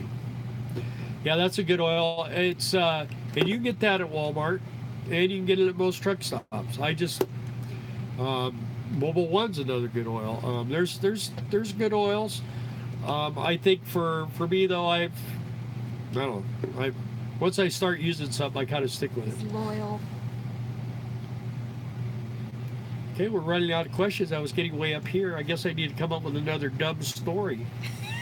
No, You might want to start asking. Questions, please. What oil do you use in your truck? Well, look, in my motorhome, I use the T4 Rotel. Well, yeah, they said they missed it. What oil do you use? Stella T4. And then there's another gentleman here that 53, go for it. 1.5 million miles on Delvac. Delvac's a good oil. In Australia, we're having problems with the Zitsu Colorado light diesel engines. Engines keep eating oil. Yeah, well, it's probably a ring problem, ring or valve seal. The Zitsu. Well, that's what the Zitsu motor, I believe that's what the Chevy motor is Zitsu. 5 Bertolli. That's your answer, Bertolli. What? Wants to know what's the best olive oil. Oh. Do I have a Harley with me right now? Actually, I don't. I haven't had a bike now for 8 years. But I'm itching. The wife knows I'm itching. But what I want is I want a hard head motor. I want to slam it and put a spring seat on it and set a really high handlebars and some quiet pipes that go up the side. And just basically engine frame and wheels, and just have something to putter around. Okay, thank you, Darla. Low. We got to get Steve on here. I could tell he's ready to have some action. It has been that way since it was new. I don't worry about it. This engine truck only has 113,000 miles. My last diesel had 400,000 miles on it, and the oil was black right after it was changed to. Yeah, I wouldn't worry about it either. That's what I'm saying. 99.9% of every diesel engines except for this one I've ever seen, the oil is black as my computer, as black as my chair here. But for some reason this one isn't, and I show people that, and even mechanics look at me like, you just change the oil. I go, no. Okay, best jobs for a single guy. I'll tell you, most of the campgrounds, they're going to want a couple because they're letting you stay in a space and they want more bang for their buck. If they've got an RV in there, they're going to want 2 workers in that spot.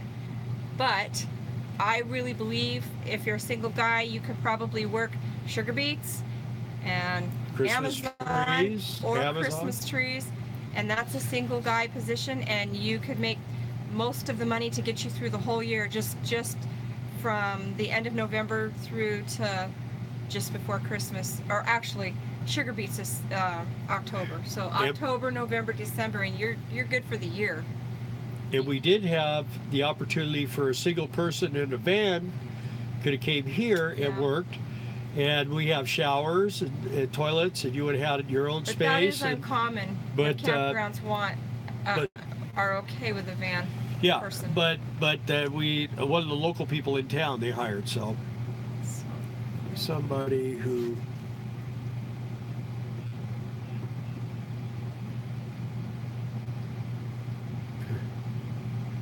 That's a shame for somebody who likes bikes so much.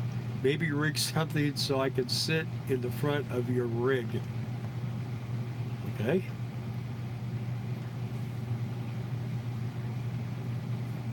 To put it on, to put a Harley on the front of the rig. Did I wear a steel Kaiser helmet with a point on it? No. No, actually, to tell you the truth, most of my life I never wore a helmet. In California, when the helmet law came out, you know, of course, ABATE, which was a bunch of attorneys formed this thing called ABATE, and we had this big freedom ride, and there was like, I don't know, 200 people that showed up for the ride with helmets on, and there were 16 of us that didn't have helmets, and we rode all over the place with no helmets, and the cops just stood there and watched us. But it got to the point, you know what, if I was gonna, we wore actually real helmets. I wore a couple of the novelty helmets for a while, but I mean, if you're gonna wear, the problem with a helmet is if you put a weight on your hand, the first thing that's gonna hit the ground is your hand. So if you put a helmet on your head, it kind of weights your head and it helps it hit the ground faster. I always felt that the difference between a helmet and not a helmet is an open casket. So I rode for 45 years and I never went down on the street. So came close. I always say I came close, but I never did. So I think it's just someone was watching over me. We lost 26 customers in 22 years. Well, now we're scrolling. Scrolling right there.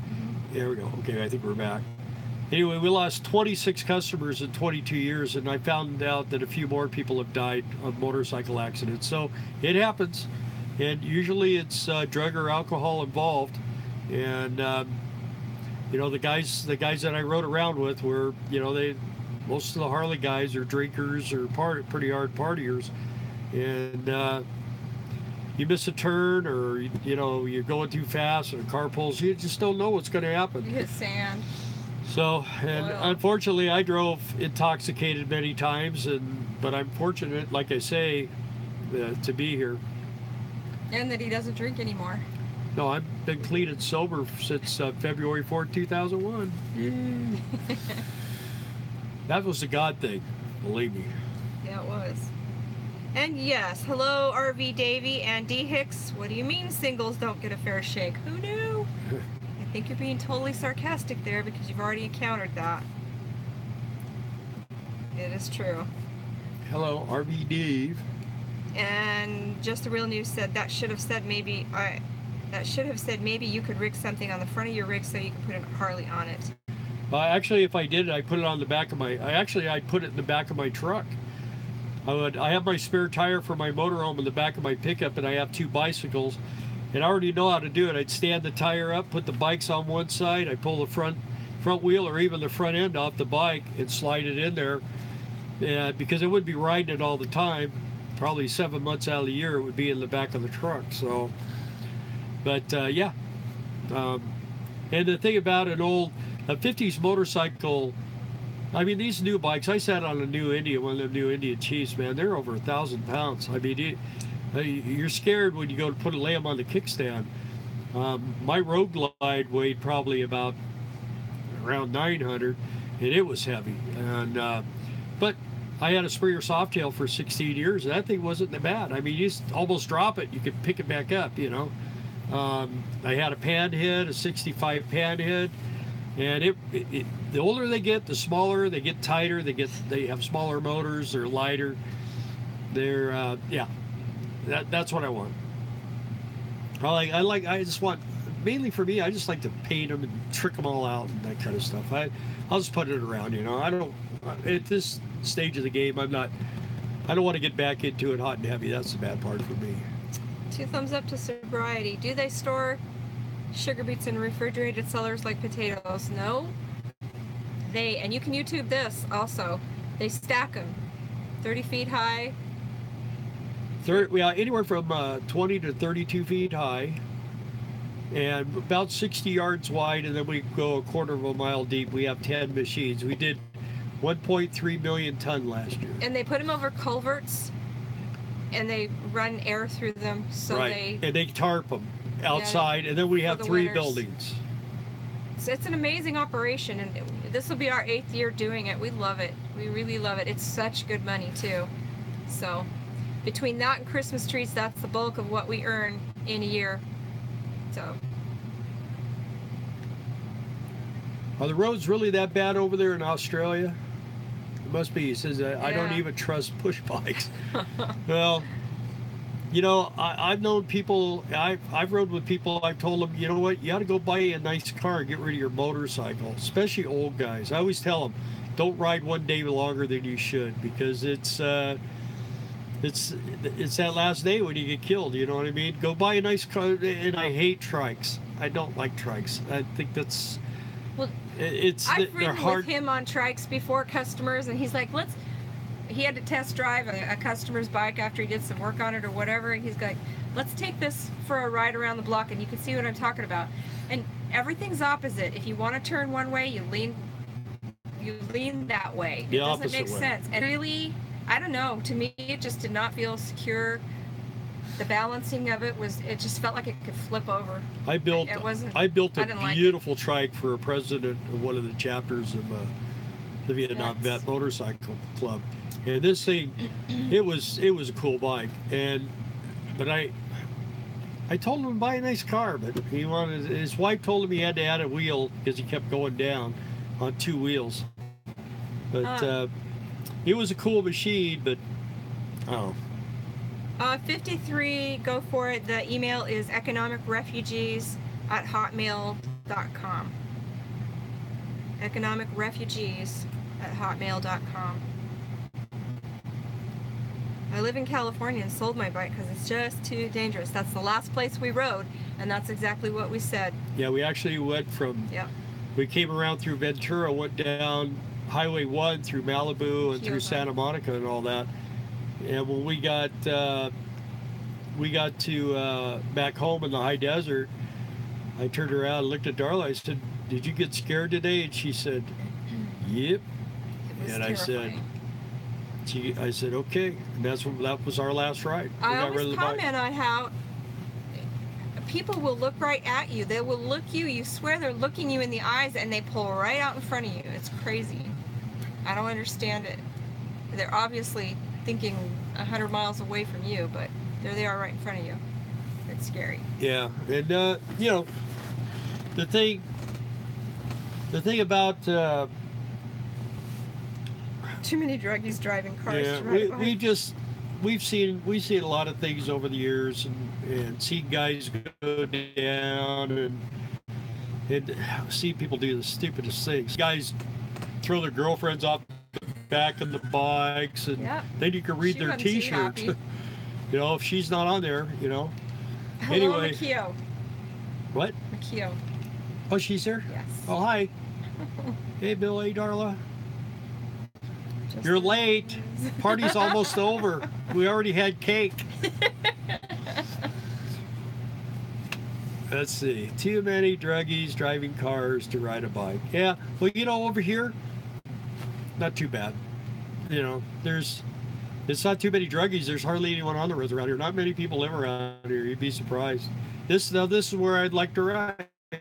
Get out, beautiful place. You know, the biggest thing is trying to keep your mouth shut so you don't eat bugs. Have a deer jump out in front of you.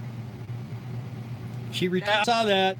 I know I'm late. She retracted it. I saw it. You got to get up about 4 minutes earlier to beat me. It gets too dangerous as you get older. And it's all blue. Why does it look like that? I don't know, but I have a mustache. You do. Oh, there we go. We're back. Nope. Now you got a dirty face again. Our internet's glitching. What is Interesting. going on here? Okay. Wrap it. How long have we been on here? Hour and 48 minutes. Yeah, we're wrapping up here pretty quick. So if you got anything important to say, yeah, and chocolate, malt drinks too. They have been very bad. Yep. Your channel, I will keep watching. Thanks for your time. I repaired refrigerated potato cellars for 2 seasons and make $45 an hour. That's That good is money. why I asked Darla, my wife, No, When- I didn't drive. I worked the scale house. Yeah, she works at scale house, and I'm a foreman. I'm a duck foreman. I shove coffee out the window to keep people awake, like your wife. It tells them how fat they are. I don't tell people how fat they are. Well, you weigh their trunk. No, the loads. Yeah. No. Yeah, it's Sugar Beets is a good gig. You make good money for a short. It's a short. You're there 7 days a week. Harvest is over. 12 hours a day. It's over with, and then you get all this money, and that's what makes it fun, you know. Oh, did I ever ride a bike? Yes. Oh yeah, I built her a really nice bike. She had a beautiful bike. It was beautiful. She could ride it. She couldn't stop and put her feet Stopping was my down. problem. She'd stand there and just drop it. Just then she'd go, can you pick my bike up? It was too heavy to pick up, but it had a good center of gravity for me, and it was low, so that was good. I mean, my legs are long, but Bye, D. Hicks. It's good. Bye, D. Hicks. But yeah, our kids were little, and I took the motorcycle safety course, and I just didn't feel. I used to teach it. I didn't feel safe on it, so it Yeah, went bye-bye. And I told her, I said, come on, I got to teach you how to do this, ride this thing. I took her over to a church. I said, you get in trouble, just pull the clutch it, you know, pull the clutch it, pull the clutch it, pull the clutch it. So she takes off and she drives clear to the other side of the parking lot where there was a curb and just drug the pipes all the way down the curb. I said, okay, that's it. I ran over there, grabbed the clutch. I said, now you get on the back. We rode home, made a few calls. It was gone the next, like 2 days later, it was gone. And I didn't want her to die. She would have died. I'd have three little kids that would have starved to death. They would have been smelly and dirty, and their hair would be all in knots, and they'd be hungry and poopy. I don't know. I didn't know. I knew how to fix motorcycles. That's what I did. Let's see what else we have here. Talk later. Take care. As usual, leave me subscribe. Thank you. Bye, Davey. Bye, Davey. I didn't forget about the door bonus bill. Auction zapped everything out of me. Boy, you're really auctioning. What do you auction, anyways? Probably Bitcoin. Is this for the rescue, Mikio? Yeah, that's her. Yeah, Mikio. Yeah, but I wonder what the auction's for. Speedy, come on. Thanks, You're stroking Harvey our ego too much. I can't wait to meet some of you folks. That's what I'm hoping for. I mean, usually everybody's excited to meet us, but I'm more excited about meeting you than you meeting us. That. I mean, so far we've had one. I mean, you see what we look like. We don't get to see what you look like, so we got to meet you in person to see you. I would recommend everyone to take the CHP approved course. They teach you so much, even though that you think you know how to ride. Yeah. Believe me, people don't understand that if you push on the hand, like if you want to turn right, you push on the handlebar, you go right. They don't get all that, you know. And I mean, that's what saved my tail feathers many times. You get into a really tight corner and you know you feel like you're gonna lose it. You push on that handlebar, next thing you know, you're back on the road. So Mikio sells pug stuff for senior animals. Oh, okay. We're looking for a Boston Terrier.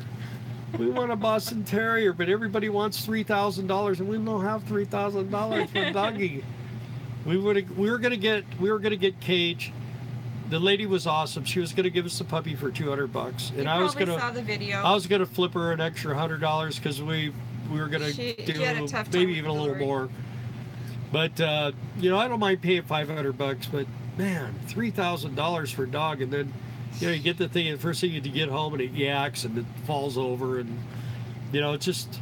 It's ridiculous to spend that kind of money for a dog. And for the people who talk about Humane Society, we've gone over here, we've talked to the local Humane Society, they got their name, but we want a Boston Terrier, so we would prefer a puppy. Right now, what they have is gigantic dogs, gigantic pit bulls, and you can't take those into a campground. And they also have a hound dog, and when that thing barks, it sounds like someone's pulling its tail out of its throat. It's been brought back twice because of its. All right, Carla, I sent Bill my mission statement for SRR. Okay, I'll read that. I have a Beagle Cross Cool Dog, $300. Yeah, but we want a Boston Terrier. Oh, you're not selling. Well, you're in Australia. It costs $3,000 to get it. Okay, well, Nakia, you know what? The younger the better. I mean, we like to get something under a year old, if possible, because we kind of want this to be our last dog, and we're not planning to live to be like 200. So we want we want a baby. We like to start off with something that doesn't have a lot of bad habits or whatever, and because we're just going to spoil it, I'm going to teach it how to eat cookies and go for walks and ride on bicycles and stuff like that. Be an old man dog, basically. Old man dog. Sit in my lap when I eat. Here's a piece of steak for you. Let's see. Just buy a lab. Yeah, but the trouble with labs, they have these tails that are like 3 feet long. Oh. And in a motorhome, you get slapped constantly. I've been in motorhomes with people with labs. It's not fun.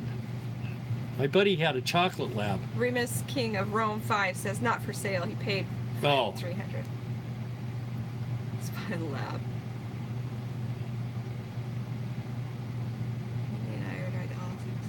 Oh yeah. Those warm summer nights in the desert. They're amazing ride weather. Yeah. Yeah, we lived in the high desert, full moon. Night riding sometimes, like I wouldn't want to ride around here at night. I mean, they have these deer around here, and their tails look like California car dusters. I mean, they're white. They're about like this big. They're huge. I've never seen deer with that big of tails. I don't know. It's just. They're pretty. We got 4 minutes left. Let's see. Okay, I'll check with my Boston group and message you. Absolutely. Absolutely. Where is she? Where are you at? California. Well, then she'd have to come here and visit us. Bring us our puppy. It was real. What I'll do is I'll send you our number on if you send me your email to the economic refugees at hotmail.com, I'll send you our phone number. And then if you find something, you can call us and we can talk. I think you have. Oh, she's in North Hollywood. Yep. Well, that's a long ways away. Right now. We'll be back in California in December. We actually might have a puppy when we get to Sugar Beats. The lady that's the camp host there we don't have her has 3 bosses. We don't. She said she would be having puppies by the time we get there, and she was supposed to. Would be having puppies. Well, yeah, that's what I meant. She could have puppies. She could make a lot of money with the circus act. But anyway, she said that they would probably have. She'd have a couple litters of puppies because she has 2 girls and a boy? Yeah. She has 3 Bostons. And she has 3 Bostons. In a motorhome. Full time. Yeah. It's crazy in there. And I love it. When you have 1 Boston, I mean, you have a conniving little guy but you know who did it. When you have 3 Bostons, you have a Boston circus. And when you say, okay, who did this? They all look guilty. They'll pick one. And that's usually not the guilty one, so... I have 3 labs. My female is a pain in the butt, but my 2 males are great. Yeah, well, you know what? All dogs are great. I used to raise Dobermans. I love doggies. I just love doggies. I miss not having a doggie. But the best part about Boston Terriers are we have grandchildren, and I want the children to be able to play with the dog. Because you can almost remove an ear or an eyeball, and those dogs just won't do. Oh, play some more! I got another eyeball, and they can hold. They do everything in the world not to potty in the house. They're just really, and they'll, you put them on the back of a bicycle in a box, and like the first time they jump out, that's it. They learn their lesson. They don't do it again. So. Mikio has 6 Dobies. Yeah, Dobies. Could you imagine 6 of those in here in the motor? I had Dobermans because where I lived in a town called Norwalk, East LA, and if you didn't have Dobermans, when you got home at night, you didn't have property. I mean, people would break into your house and stuff. So got this female and trained her real well, and you know what? I never had anything come up missing. So it was just the mark alone was enough to keep people a mile away. They walked across the street. Look left, and you'll see Zelda or Boxer. Look left. I don't see it. Boxer left. How do you do that? You guys are a lot more technical with this stuff than we are. We're like we're YouTube dummies. What do I push? I don't know. Maybe some of your older folks will remember Walter Winchell time with the blockheads and all that. In the default picture. I get it. Oh, okay. I'm just like, oh, what? okay. Yeah, I see. Oh, okay. I know. Yeah. Like I say, I'm just stupid. Let's go back to talking about motorhomes. We're better with that. Yeah, I know a lot about dumping turds. You want to know about crap? You ask me. I know more about crap than most people. Maybe too much. And I'm way too eager to share it. I had a team of 8 surrendered from a guard dog training facility. Aha! Sounds like Sam. Yeah, that's when we sent Sam to a security company. I guess she was really good at it. All right, guys. Well, it's been 2 hours, and we promised ourselves we wouldn't go any longer than this. So, you know, there comes a time when we have to say bye-bye. And we really appreciate you guys coming to these. And we'll let you know we're going to do another. I don't know if everyone's up to this every week or whatever. We see. One person said they were. Yeah. I think it was Trey. We only have 60 people now, so I guess it's like our subscriptions. They started out high and they're working their way down, so I don't know. Anyway. Oh, wait. One more question. Just the Real News said, what type of camper would you recommend putting on the back of a pickup truck, 2500 diesel Chevy, 2013? Well, we had a Lance. We like the Lance. Arctic Fox is real good. Either one of those two are pretty good quality. Bigfoots are also. Yeah, are they still making those? I don't know, but I'm sure they can find one. There's, I think, Northern.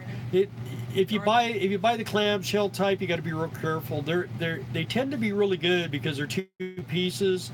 But if you buy a used one, you got to really check that fiberglass close. One thing good, I used to have a Corvette, so fixing fiberglass that was like a weekly project for me. One of the things about our Lance camper, though, I will say, where it goes over the cab of the truck, it was starting to develop a crack on the outside. And we bought it new. It was a 2007. We had it 3 years. We had it 3 years. We sold that. We sold that. That was part of. She wanted to do this lifestyle. I didn't want a payment, and the camper was paid for. I wanted to be able to stand up during the shower. But I didn't want a payment, so we bought this, and we don't have a payment. Well, we found out. We were surprised how much you can get for how little you can pay. So, anyway, once again, let's see. Awesome looking young Boston Terrier on Adopt-A-Pet in northern Texas. Oh, yeah, what was his name? I saw that one. It's a tan and white one. He's 6 years old. Yeah, he's Charlie, yeah. Was that I saw what you're that talking one. about? That's probably maybe a little older than we want. Something, like I say, around a year old. If he's, maybe a little older than that, but close to a year old, because otherwise we're just going to hold out till we get a puppy. So we really rather have a puppy, but if something was young and like I say, when you get them 6 years old, they're pretty much set in their ways, and they don't want to try new things, and this lifestyle, they've grown up in a house and stuff. That's part of the thing is our dog, he was 6 years old, 4 years old. Mackie? Yeah, Mackie was 4 when we started doing this. He was 3. It was 3. Yeah. But he was a shop dog. And we went everywhere. He went everywhere. But we went to work and he laid in the front of the shop in the morning when the sun was. The only place he didn't go was a restaurant, the market, or church. Yeah. That was it. Yeah, we took him everywhere, and he had a great life. But he was way overbred. He had a lot of medical issues. Yeah, he had a lot of medical issues, but he was such a good boy. We really loved him. And he's right up there on the wall. I said I got all my grandchildren, kids, and everything on that wall over there. Over the, you can see the pictures over here by the above the slide. That's what that is. And then over here, can't see it. One day I'll show you. But Mackie's pictures A friend right of ours here. made a collage and put it in a really nice frame with little doggy paw prints. Yeah, he was a cute boy. He was a lover boy. He had some social problems with other dogs, but He was an overbreeder. Yeah, Let's yeah. just say that. yeah, With other dogs. usually got like You bit. get my meaning. That's it. Anyway, yeah, well, we love you guys too. Look at you. We see people who love us. Yay. That's good. Well, and you know what you guys ought to do is everybody sign up for Sugar Beats next year, and we'll just Yeah, we'll just we'll just all go to there dinner. and we'll go there and And then we'll we'll all all work work